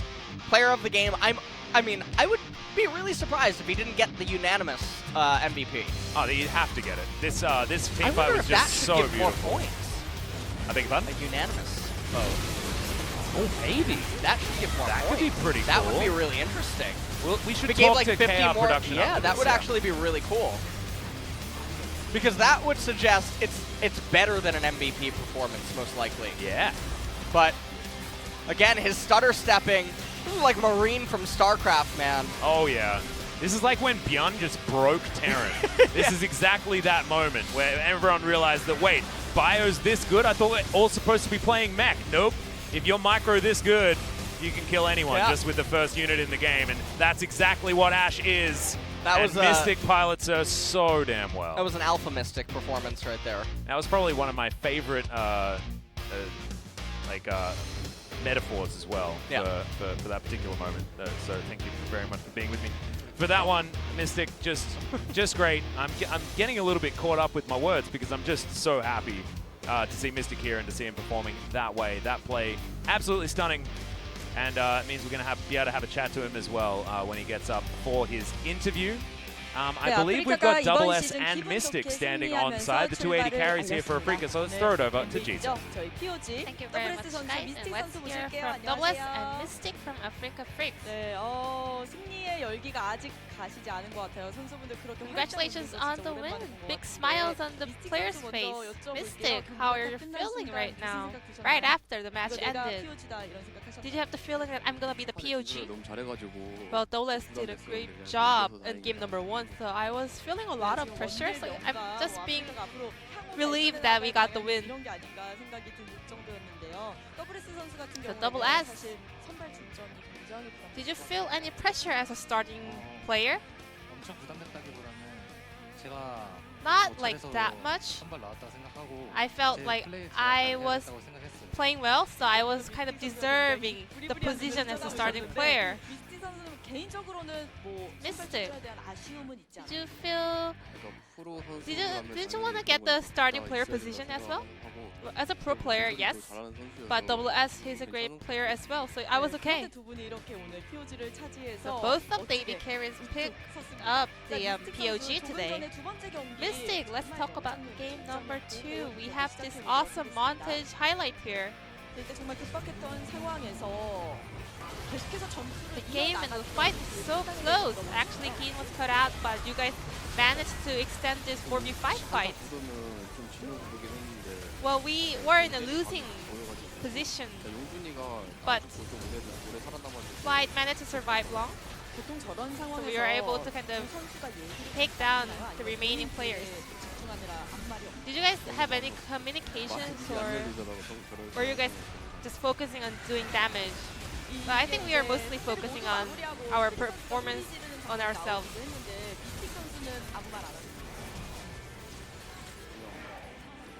I just don't remember.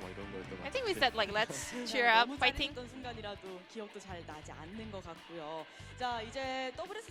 And Double S, you did a great work in game number 1, so Afrika Freaks was able to pick up 2-0 score. And you had a great synergy with Jelly.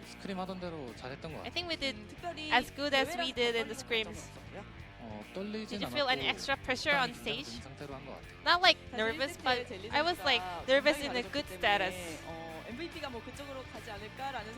I think Jelly might be a bit greedy about MVP because he was doing a great job as well. Well, I mean, he also did a great work, but a lot of works were done by AD Carry as well.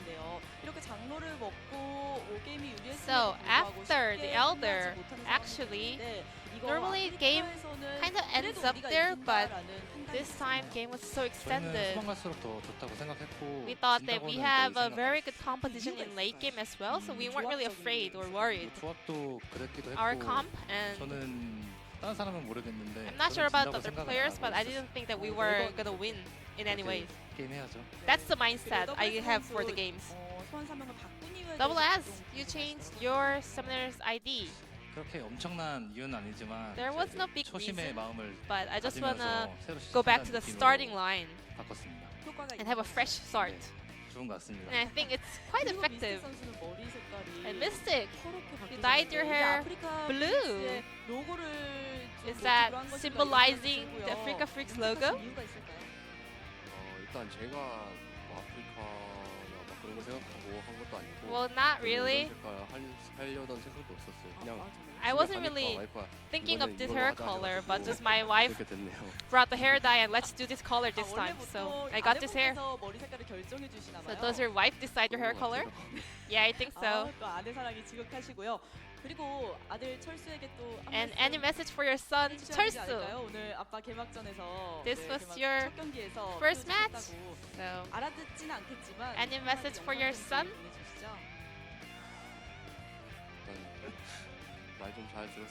Please obey to our parents.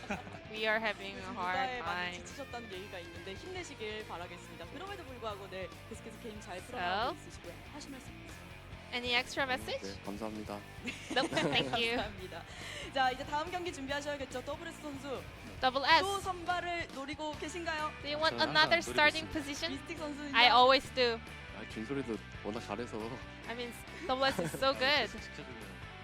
But Mystic is also good.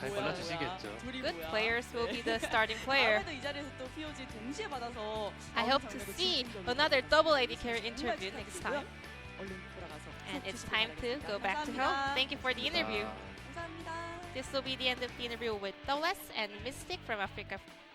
Back to our casters. Thank you. Thank you so much, Ji-sun, for the interview translation. I think that was the first time we've seen two people from the same role pick up an MVP back-to-back. Kind of cool. Generally, subs are happening when someone struggles, not when someone performs really well. Yeah. But, you know, these things have happened in the past. Marta getting an MVP and then getting subbed out was something that happened, I believe, last year. And, you know, continues to happen. Just give people more airtime. And I don't know whether Double S could have done what Mystic did on Ashe in that one turnaround team fight, so I'm glad that Mystic was in the end. And these are the standings as it stands after our first couple of days here at LCK Spring 2020. Afrika and Sandbox, both with their 2-0s today, are going to be in first and second, with T1 and Gen G following very closely afterwards, only getting 1 point for it though with the 2-1 victory. Tomorrow, though, Hanwha Life are going to make their LCK debut for 2020, followed by Dragon X, who are doing the same against T1 and KT, respectively. T1 versus Hanwha Life is going to be a real tough one for Hanwha to battle through as their first, but DRX versus KT is mainly going to be about learning and what this DRX roster is actually going to provide for us, because there is still a lot that's up in the air with the rookies that are on this DRX squad. However, there's no one that's denying the excitement possible for a squad with this caliber of just raw mechanical talent. So guys, still so much more LCK to come for the coming week. Day 3 will be tomorrow. We'll see you then.